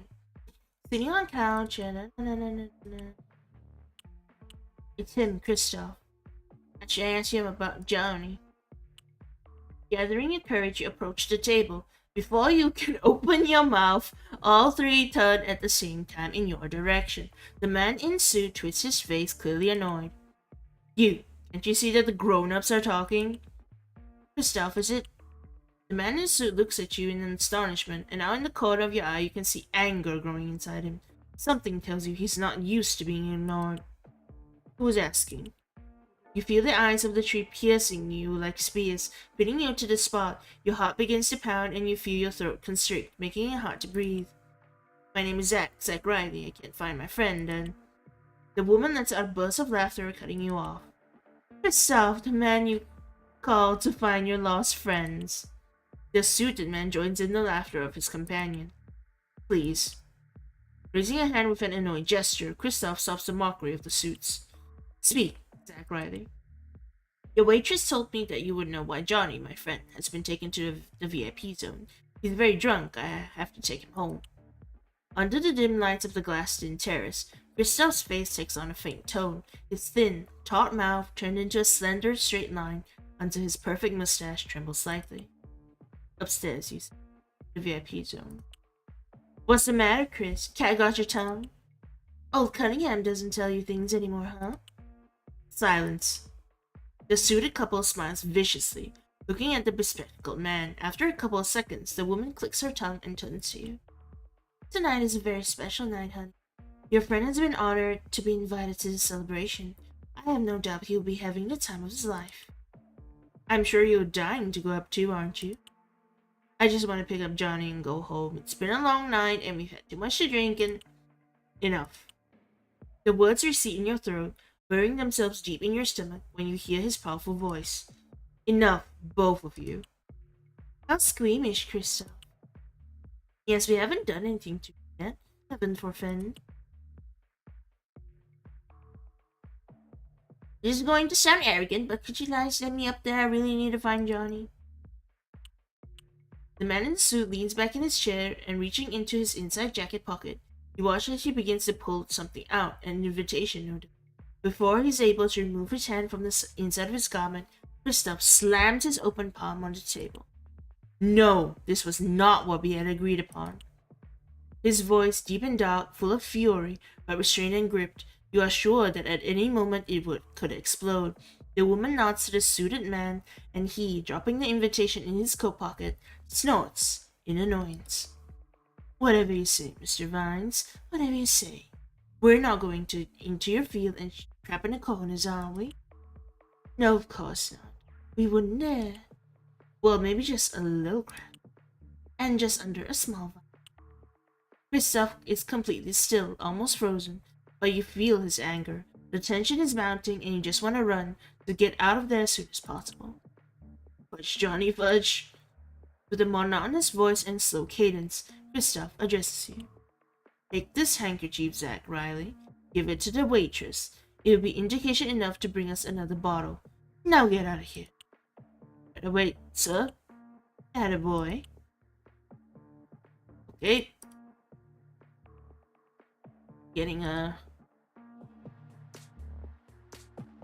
But what if we don't go to the waitress? What if we go directly to the bouncer and say like, hey, we gotta go in now, don't we? I don't think that's how it goes, but that's me like thinking a few steps ahead. Yo, what up?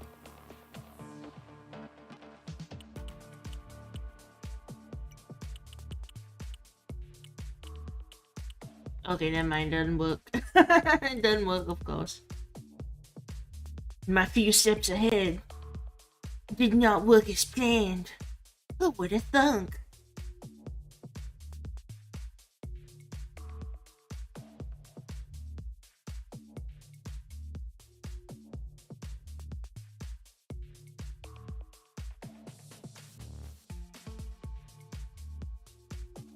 Let's talk to the waitress. Another one, Zach Riley? Let's see. Christoph gave me this. He told me he would know what to do, bring them a bottle or something. The waitress takes the handkerchief, puts it in her pocket, gives you a last icy look, and takes a bottle from the shelf behind her back. And good night, Riley. Making her way to the terrace, the waitress leaves her pub. That means I can go to the VIP room! For the waitress. It seems the only civic way to pass to the other side of the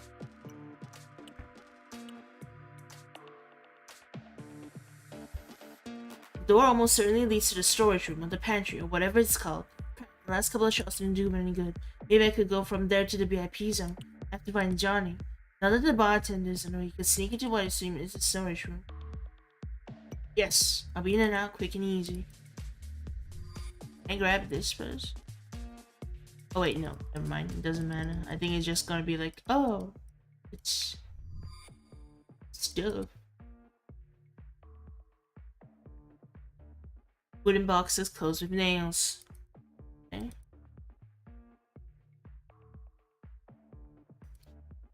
And for some reason.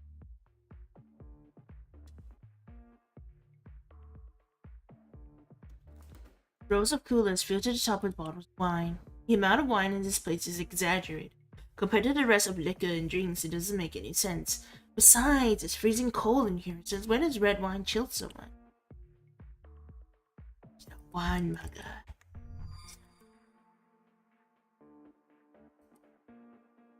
The door should lead directly upstairs to the VIP area. I don't have time to waste, come on. Alright, goodbye, Zach, you're gonna dash. The whole night has led us to this moment. Now we're Diane again. Well, well, gentlemen, where were we? To the right, you can hear Aiden's teeth grinding. His normally calm temperament is on edge. And although you all know if things were to get out of hand, you will be on the losing end, the young Ventrue's blue blood boils in his veins. Before Tobias or even Aiden himself can open their mouths and inevitably screw up, you decide to make your move. You were going to explain to us what the hell is going on here, starting with what happened in the very next room. I thought you were different, that the Heartless wasn't just another pit of senseless violence and vicious savagery. Easy, Diane, mind your word.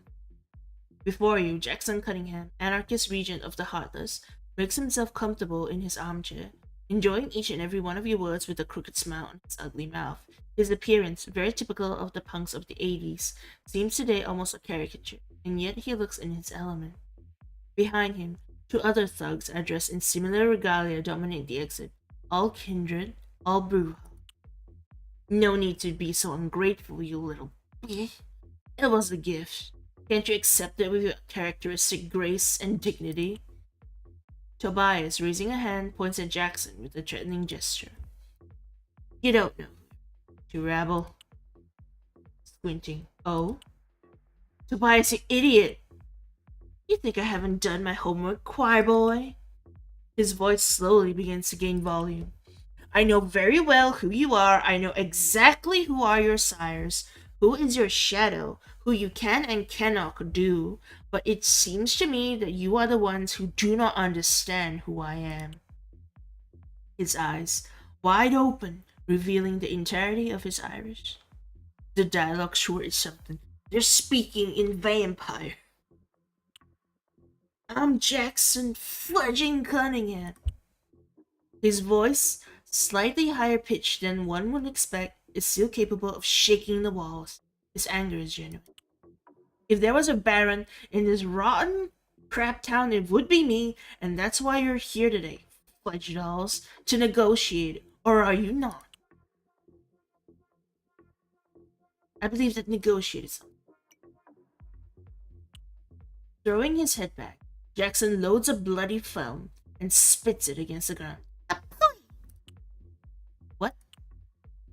Damn you! A piercing cry of panic, coming from the next room, snatches the attention of the entire coterie. Cunningham? Easy now, the three.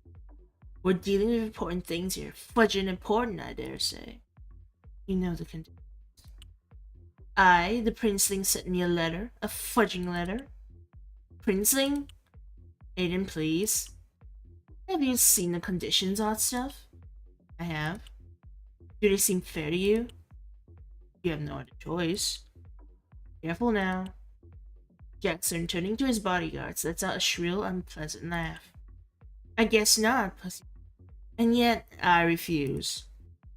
His words take you completely by surprise, hitting you where it hurts the most, in your lack of preparation. What? I refuse. Simple as that. Neither I, nor any kindred related to the Heartless, will join the fudging Camarilla. You don't understand anything that's happening. This was going to be a cordial visit. The deal was already closed, and this? Before you can come out of your reverie, Tobias begins to speak, while adjusting his black leather gloves. Are those going to be your last words, Bruja? Ain't you the cheeky one? No. Tobias, stop. Let Diane speak. No. That's fudging Rich, the Ventrue, and the Tremere at the service of the delicate Toreador. Speak, child. The prince will know about this, and you don't have enough men to win a war. Before anyone can say anything else, a second scream of pain from the next room catches the attention, followed immediately by a resounding thud again. How old are you, lamb, supposed to be? You are young, very young. And yet look at you, knee-deep in cult shit, wars and whatnot paraphernalia. You have no fucking idea what this world is like, and yet you claim it for yourselves. No, no, not for you. For your sires, for your princes, for those you... I'm not gonna say that, at the expense of a more important title. And for what? So that you can strut around the Elysium? Heartless will never join your farce. Alright. We're leaving. Yeah, we have no more business here. 𝒖💐💏💏, we're leaving. Did we get hit because I didn't attack? 5 minutes before. In front of you, at the last, is the door to the VIP room. Hold on, I need to charge my phone. Where Johnny is supposed to have been brought as a guest. Oh no, Johnny is going to get eaten. Come on, we go in, we get to the city, and we leave. The moment your hand touches the doorknob, a shiver runs through you from top to bottom, like a terrible electric shock that engraves in your mind. Something's wrong. Johnny. Turning the knob and pushing hard, the door finally gives away before you, and the sights inside greet you with solemn cruelty. Johnny? No! Johnny, is that you? No, no, no! Tied to the high ceiling fan, Johnny's lifeless body is hanging upside down, his jugular vein open, his blood dripping onto several glasses carefully placed underneath like a shotboard. Terror grips your mind. The image of your best friend, butchered, treated like a pig, penetrates your mind with the ferocity of a beast. A scream of panic rips its way through your throat.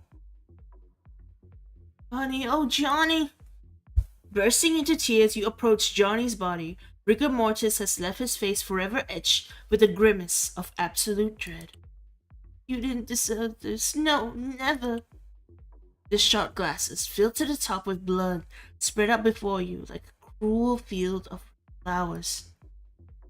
Why did they do this to you? To drink. No. Trying not to accept the new dark reality that unfolds before you, you embrace sorrow as a way of escape, and sobbing, you push away thoughts of monsters preying in nightclubs to drink your blood. After a few interminable and bitter minutes, your mind comes to, articulating the only logical thought. I have to get out of here. Get help. As you turn around, 2 dark figures block your exit. A couple in suits. Hello, little lamb. Going somewhere? A primal fear grips you as you look into the bright eyes of the smiling couple. You are able to clearly see their fangs, long and sharp, and there is no strength left in you to deny the obvious. Vampires! Yes, and the wrong kind, too. In the blink of an eye, the woman is immediately in front of you, and with impossible speed, grabs you by the collar of your shirt. Lights out. Your whole body shoots out, as if you were a rag doll, thrown violently against the wall. You feel the blow has shattered all your bones, perforated some organ, and above all, you feel how there is no way out. With your last breath, you let out a cry of pain. You are going to die here, Zach.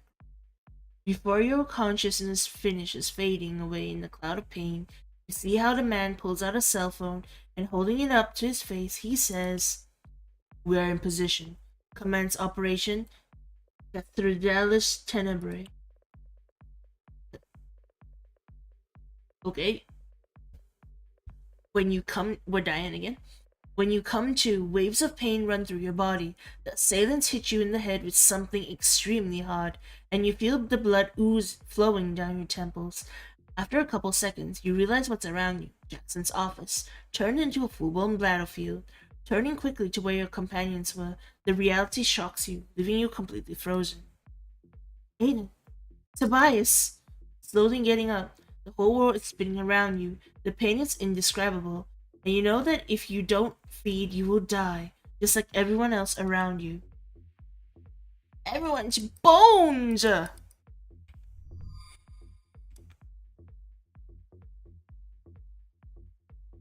On the spot where Jackson's men now stood, a couple of piles of bones and smoldering ashes remain. You were also their targets. I only see 2 pyres. Where's Cunningham? Oh no, Aiden and Tobias. They're gone. Where your coterie was just a few minutes ago, now there are only bones, blood, and ashes remain.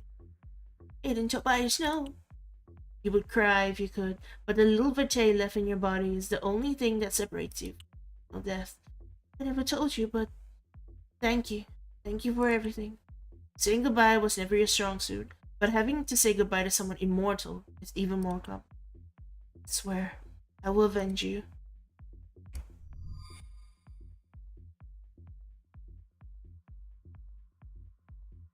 Written in blood, a thunderous message stains the wall. Run your prince, little bird, run. The shadows are back. The shadows? A horrible symbol tops the end of the message, an inverted ankh riddled with spikes. Sabat. The Sabat? Yep, Sabat. Johnny's corpse still hangs from the ceiling, but he has been dead for so long that the blood scattered on the floor and pooled in various vessels disgusts you to no end. As your weakened senses scan the room, you suddenly hear the faint beating of a dying heart, and following the sound, you locate its source, Zach Riley. Thank you for contributing your blood to me. Collapsed on the ground over a pool of blood lies Zach Riley, fighting against death, facing the odds. Feed! Zach. Feed! Feed. So sorry. Reaching for the man's neck, you sink your fangs into his jugular and drink with relish. Slowly, the blood sliding down your throat begins to heal you. With each slow sip, you notice one last heartbeat. Go on, he's dead anyway. Nom, nom, nom, nom, nom, nom.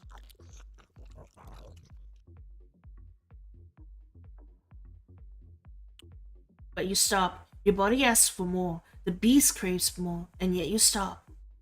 I think. No, I don't want to die. And you don't want to see him die either. Something about this weak human has caught your attention all along. Not his physical beauty, not his fashion sense. No, but something beyond that. Something you almost thought was lost in our society. A willingness to sacrifice. Flooded with your regained strength, you bring your wrist to your mouth, and biting down hard, blood immediately gushes out abundantly. Drink, quickly.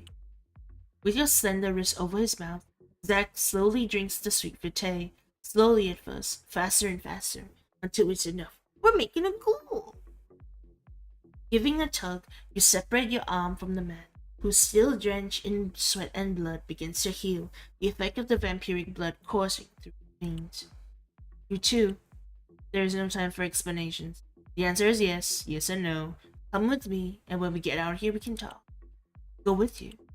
Yes, and quickly. Zach, now standing, seems to be accessing the regenerative effects of the blood coursing through his veins as he opens and closes his hands and feels his chest. Have you turned me into... No, I've only healed you, but now we have to leave now. I will follow you now. Yes, let's go. We'll go this way. Because there was another door there, it's probably locked up. Or like the main door and it's locked. Yeah, it's closed. Alright, this way then. Going down from the wine cellar. See you, Johnny. I'm sorry. I couldn't hang around.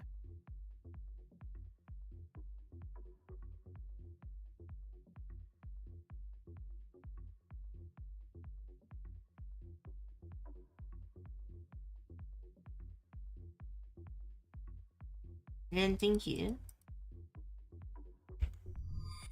Doesn't seem like it. Oh, everything's wrecked. Everything's destroyed. What happened? Oh my god, bodies everywhere. That's the DJ? No, that's the VIP. That's the bouncer. Before you lies the man who guarded the access to the VIP area. Around him, the same footprints that decorated the upper floor. No, they have torn him to pieces. This will not go unanswered. Not only have they taken the lives of innocents for no reason, they have also endangered everything we are and believe in. Come on, Zach, let's get out of here. Taking one last look at the corpse, Zach stifles his emotions and follows you. I'm guessing this game will end when we leave the bar. With Zach. And that's our ending, is that we survive with this human. Because I know I'm pretty sure there's gonna be a next game. And this game was made for a game jam and it's free. So I know it's, oh, we can't go in here. Oh no, we can't. Wait, what? Oh, I think it's, okay, I think it just bugged out. I don't think we can. So like, it's understandable. Some parts feel rushed a bit. Gameplay reminds me of that one game about Hobo Cop. Yeah, kind of. It's like a mini version of it. Forgot what the title is. Disco Elysium, which we didn't finish because it was kind of difficult to play, in the sense that it take a long time to it's hard for people to like get into midstreaming. But then a lot of the games I play are hard to get into midstream. But that game was especially difficult to understand for casual people who don't know the game. In the middle of the dance floor, you see a strange circle drawn on the ground. In its center, a pair of broken round glasses with red tinted lenses. A Tremere ritual, a portal of some kind. Apparently, it took several kindred along the way, as well as a few humans. That's a ritual? It just got... Well, everyone's staged, might as well just leave.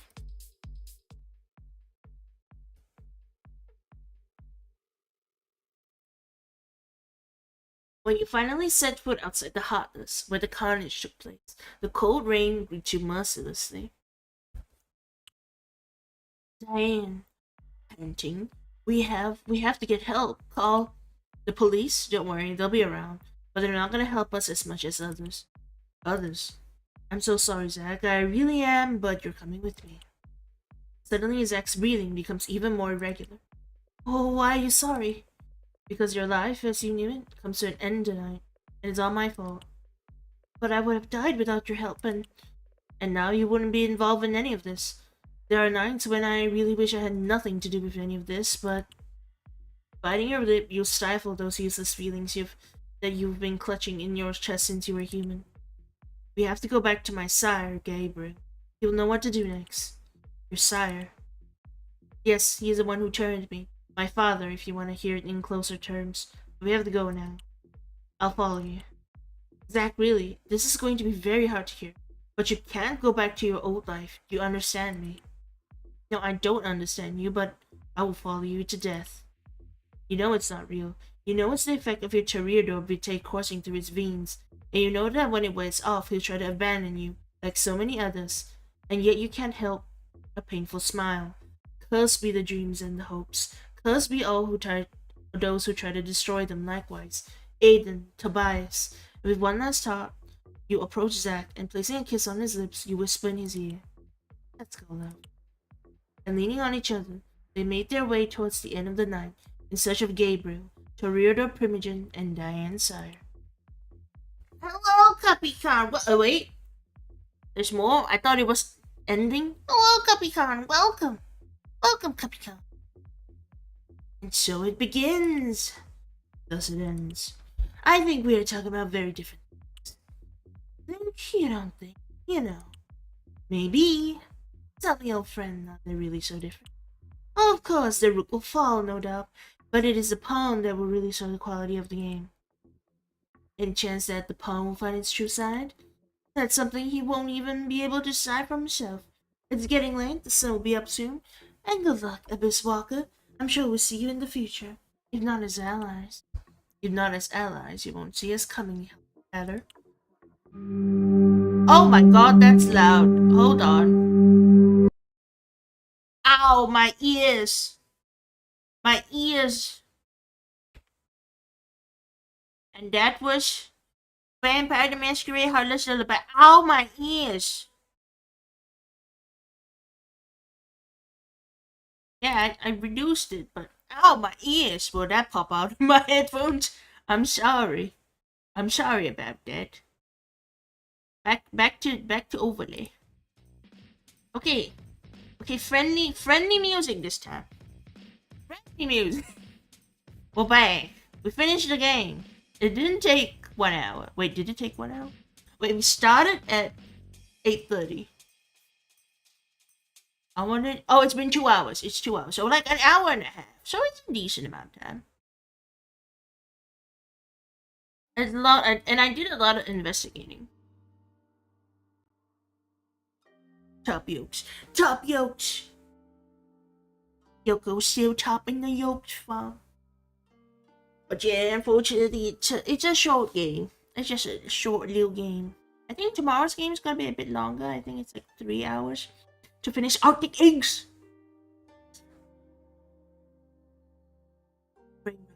Brain rot. I'm gonna hydrate a little bit. I've been reading for like an hour.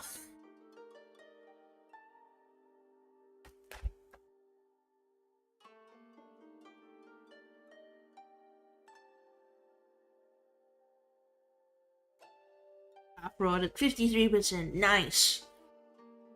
Good amount of rot. A good amount of rot indeed. Have you considered playing that new superhero Telltale style game, Dispatch? I know everyone's been playing it, but where is it? Let me look it up. Is it on Steam? It's probably on Steam.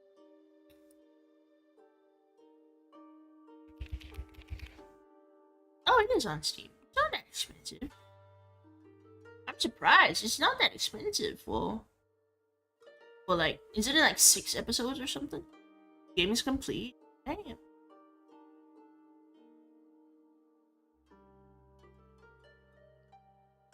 Yes, we could play it.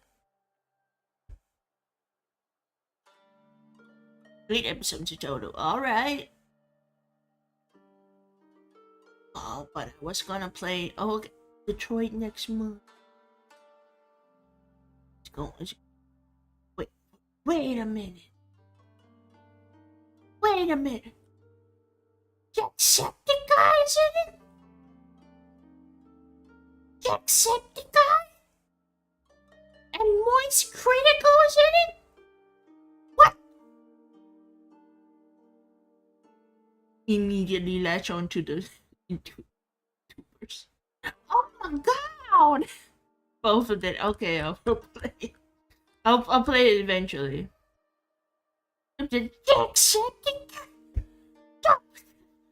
But a bunch of famous people are in it. Yeah, exactly. Have the Critical Role character. Yeah, I see there's Critical Role, but I don't follow. Favorite hero is the gay. I see. I'll add to the wish. But god damn it. Now I gotta adjust my stream schedule. I will not say who. Alright. Adjust my stream schedule. This patch is quite good. Alright. Got so many things to play. So many things to play. Maybe not this then. Because I was planning to play that. Maybe not. Easily switch it out.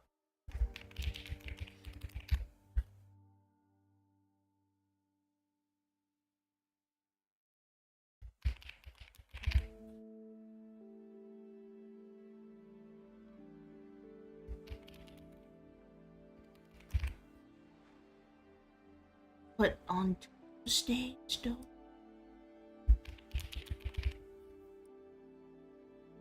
Maybe we'll do this. I'll switch things. I gotta something. Since next month I'm going to be streaming 2 times wait, not 2 times. I'm going to be streaming the whole month. What am I talking? So I'm trying to arrange. Oh wait, I can switch out Wednesday. I'm not sure. It's in 𝒂𝒏𝒄. She's a bit.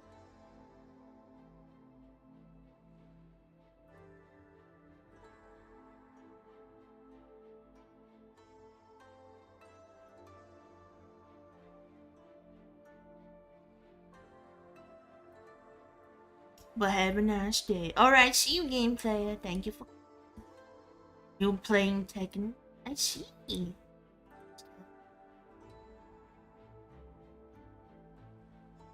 Oh wait, I can't play this special. Oh, I can...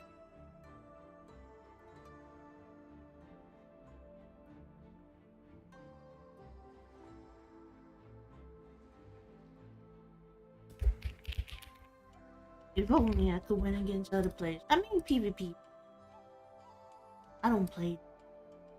I know PvP is hard. I'm a noob at the game. Could only use leech or keep. I see. That is unfortunate. Could only do certain combos.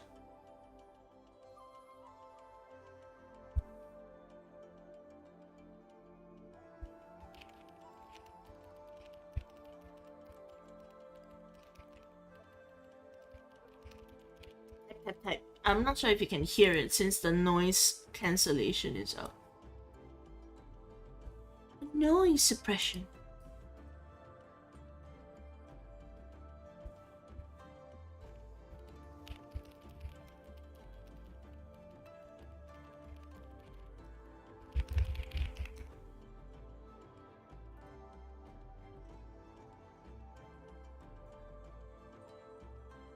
Morning, Briar. Hello, 𝑦𝒐𝒏𝒄𝒎𝒄. Welcome, 𝑦𝒐𝒏𝒄𝒎𝒄. I'm probably not gonna stay too long. In a sense, I'll stay for like another until the half-hour point. I'm probably not gonna stay too long after that, since we finished the game. I mean, it's a quick game, I know. But tomorrow, it's gonna be a longer game. Because tomorrow, the game is... I think it's gonna be like 3 hours at least.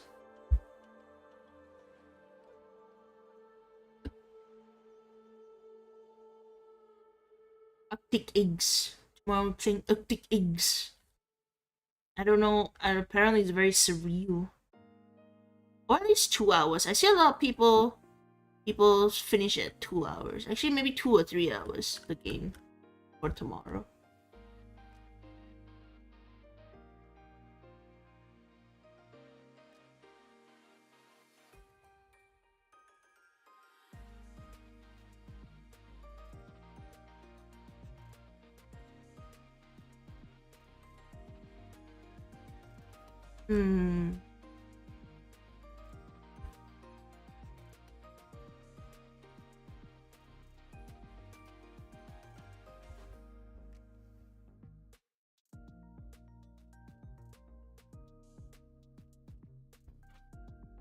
So what you guys doing today? Guys doing good? Doing fun? Oh wait, have I been... Oh, I had my hand pose the whole time. But it's okay. Having an interesting hand pose is always interesting.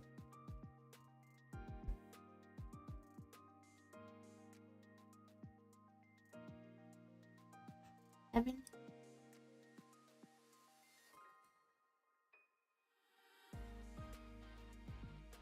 Oh yeah, did I say what how did I think? I think it was a decent little experience. Just kind of click and walk around and experience the story. It don't feel finished, but it's a game jam thing. It's like free, so like can't really say too. And I guess you could try and replay it like at least like once to see like maybe if you have like the guy not be there, will things still turn out that way? But maybe it will handhold you and be like, no, this guy has to be like a linear thing. I don't know. I think it's probably. I wanted to play it for a while because I'm always Vampire 𝒂𝒏𝒄𝒏𝒄. I always play. I always want. Oh, I'm always want to play. Fortunate. Not in any vampire game. Only. It's like I said before that I wanted to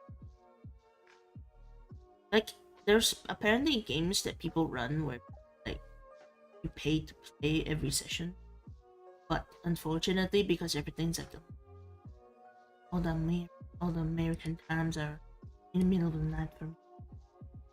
What I'm doing today, lots of casework today, or 5 cases done by tomorrow. I see. Since you got Thanksgiving. Alright, Thanksgiving is coming up. Briar stream giving me energy to carry on with 2.5 hours sleep. Oh no, Yoke! How did you only have 2.5 hours of sleep? So unfortunately, I'm just gonna be here for the next like 20 minutes or so.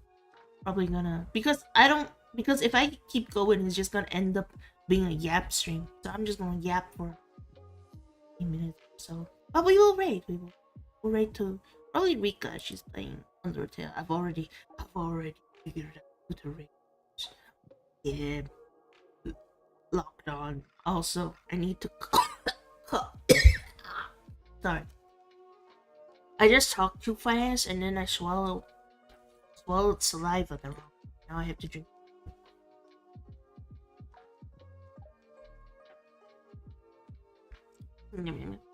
My medicine has a side effect keeping me sick all night. Oh no, that's so sad. I hope tonight it gets better, Yoko. That you don't get sick tonight.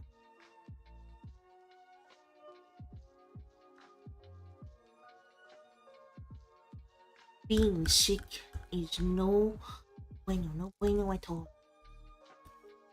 No bueno at all.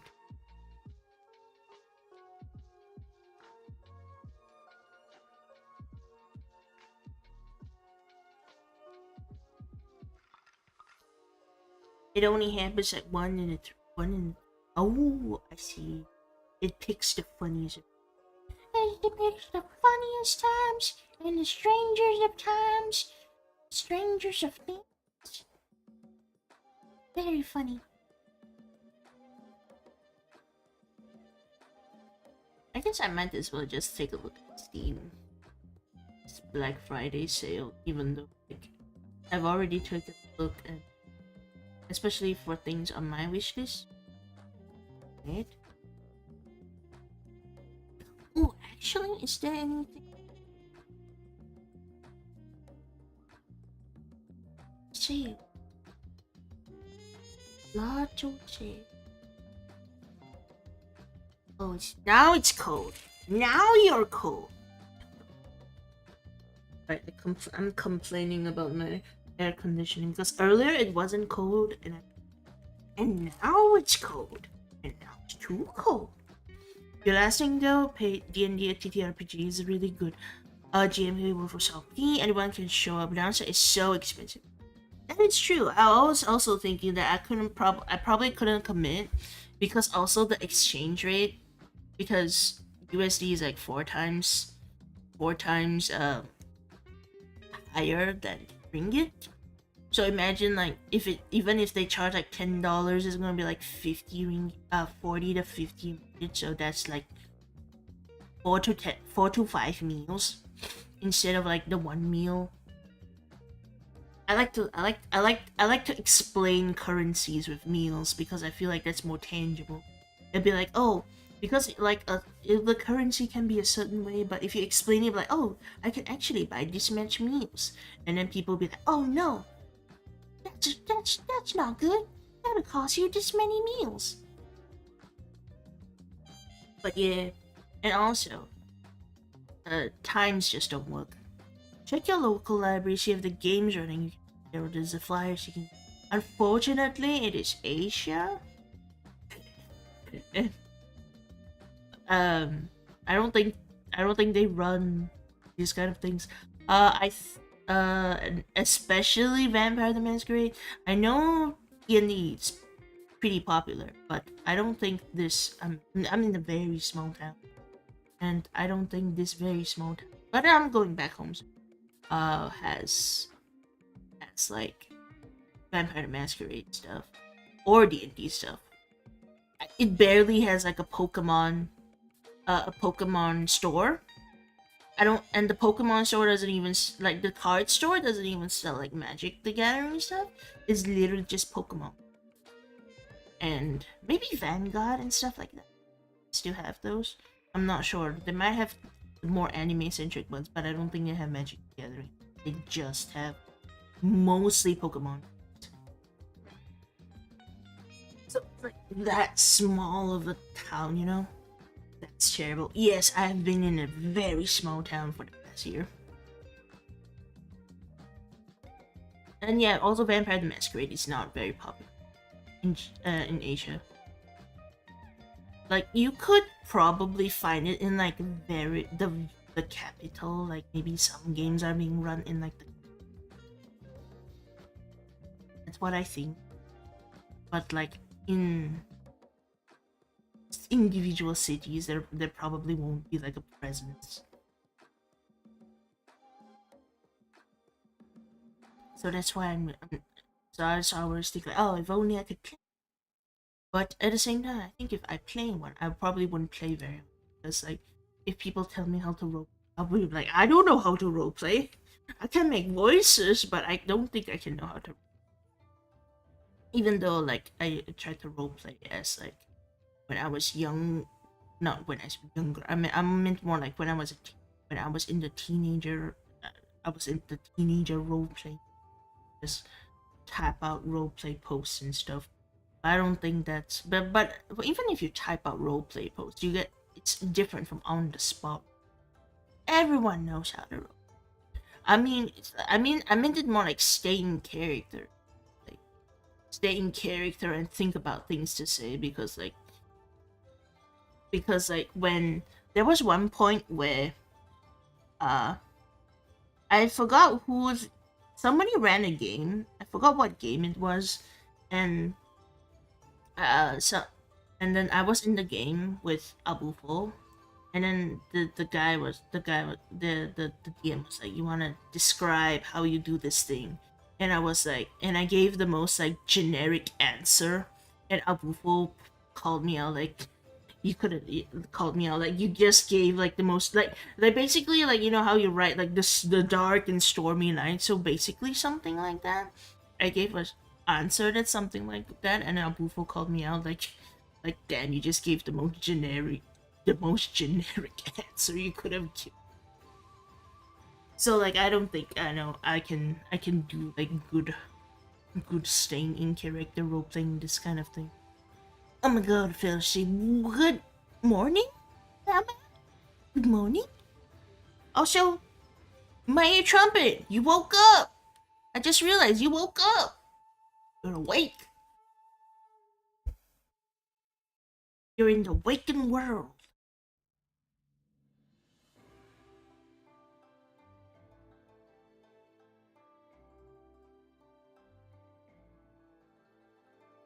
Good morning. Good morning!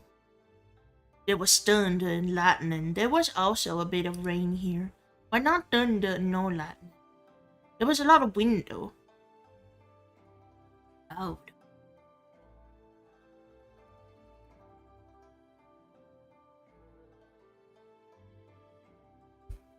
So I guess you woke up because of the thunder and the lightning? I can't do role. You don't need to be smart to do role. I think you need to be a little bit smart to like manage the systems though, as the person running the game, because you have to do all the system stuff and make sure people doing the count. But otherwise, I don't think you need to be too smart. You can just do what you want.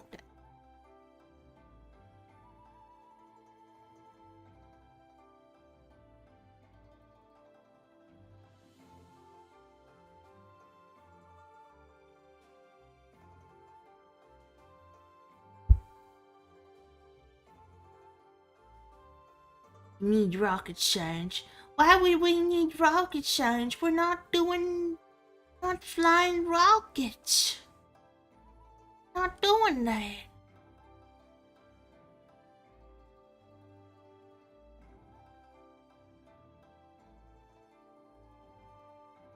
Flying rockets. We're flying something. What were we flying?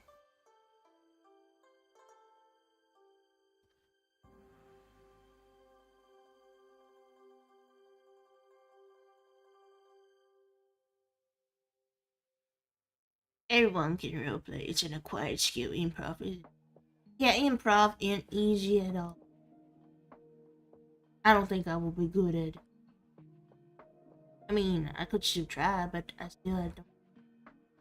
I'll probably just be like, I stand there and I look at the thing. You know, just simple.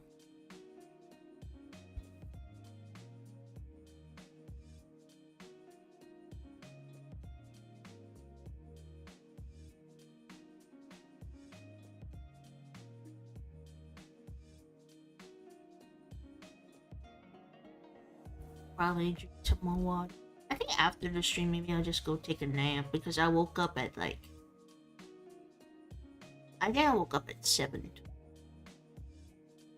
I went to work early. I've been going to work early last couple of days because I realized like, okay, I wake up, I go to work, go back early. So I go to work early so I could get back early. Which is kind of like you think that might be counterintuitive, but if I go to work early, nobody's there, so I technically don't need to do anything. Then I come back early. Because technically I've done my hours.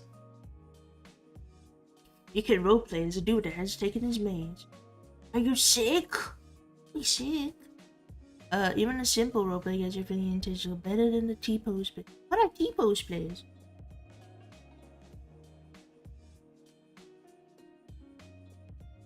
Yummy. Yummy tasty water. Delicious yummy tasty.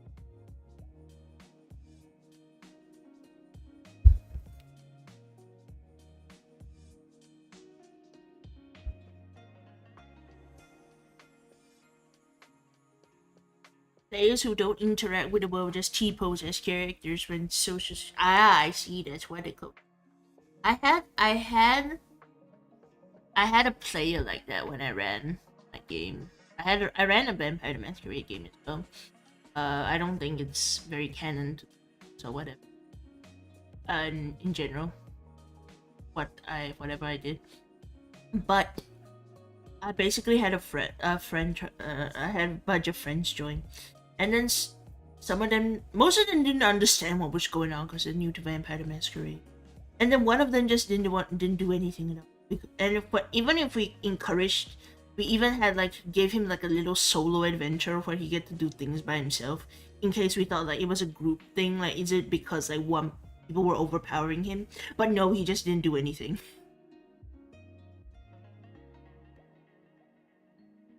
I went in late and at last hours no one's there. Going in late would be good as well. That way at the last hours no one the last hours no one's there. That sounds like a good idea as well.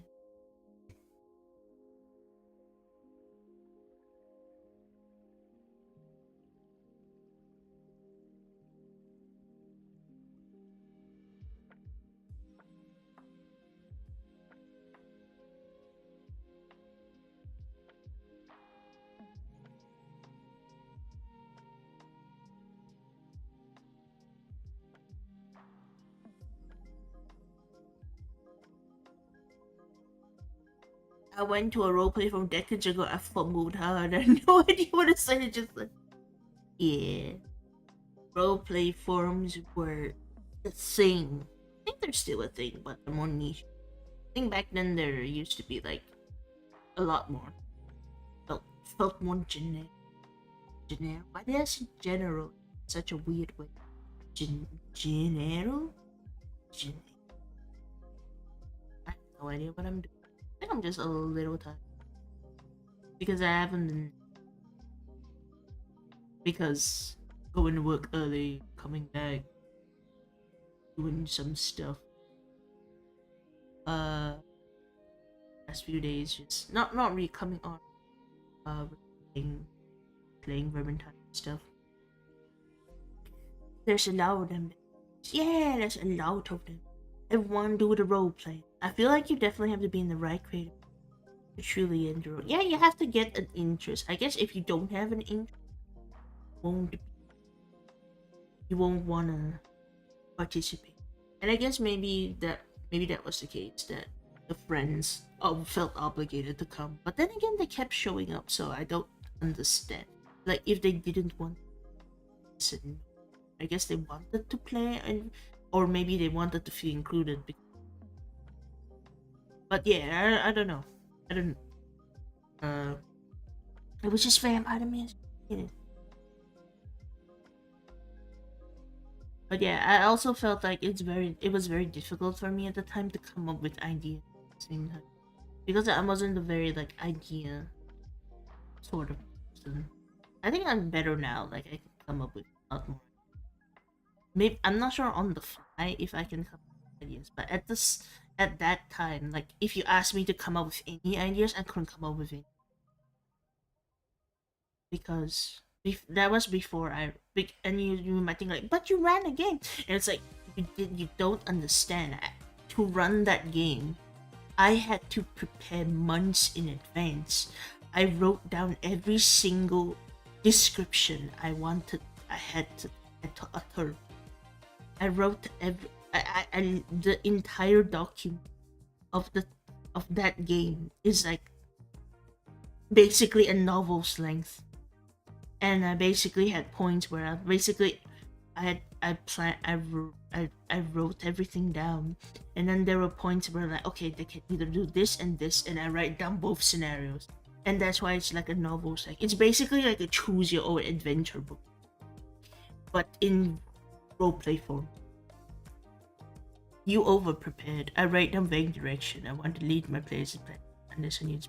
Yeah, I can't. I couldn't do that. I don't know if I can do that now. I probably can't do that. I don't think I'm a good DM person in general, because I don't think I'm like good at like managing so many characters, planning things, doing the voices and all that, getting the mechanics and stuff right. I think better I just watch. But the problem was no one to run, so I tried to run. So yeah, because I was the only one who wanted to really play Vampire, so I tried to run. But yeah, I did over because that was just the only way I could do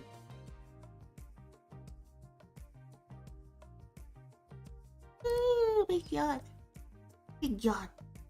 Not really big yawn, a little yawn.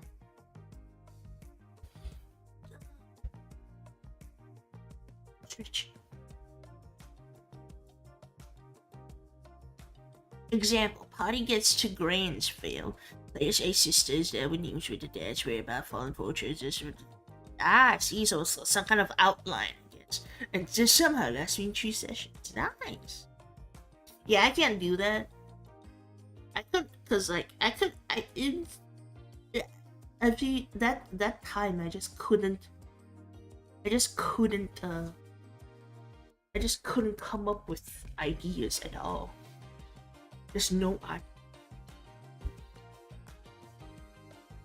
Just very hard to. I was just like creatively constipated, basically.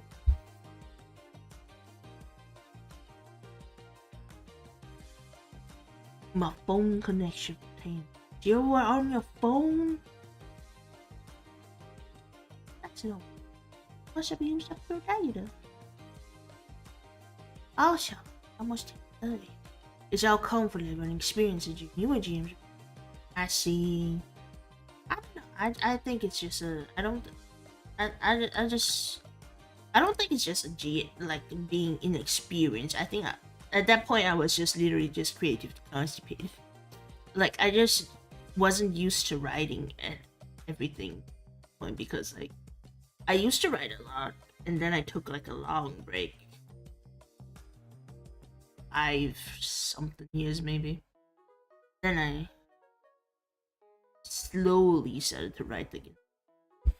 In bed, listening to him stream. Thank you. Actually, I was just about to say that it's probably time to go and raid.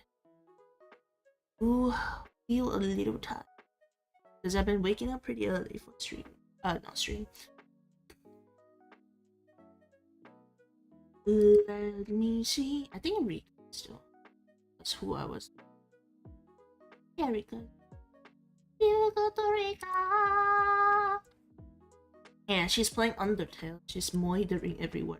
It's pretty, which is pretty funny considering how chill, not how chill, how like, and she is friendly, but she's murdering everyone. I wonder if she'll like replay it without murdering. It's raid time. It is raid time. Let's go to the tail. Thank you for Yap and Game Stream. Thank you guys for being here. Usual. So much for being. Oh my god, my trumpet! My trumpet gifted 𝑬𝒊𝒏𝒌𝒔 to now. Thank you, my trumpet, for gifting the member. I hope you have a good day later, and the rest of you who are starting your day, hope you have a good day. And we will see you tomorrow. Tomorrow we'll play Arctic Eggs. I don't know what that game is about. Just only been murdering some of the characters. Is it? Oh my god, I thought she was murdering everyone. Okay, guys. Goodbye. Let's go raid. Bye bye.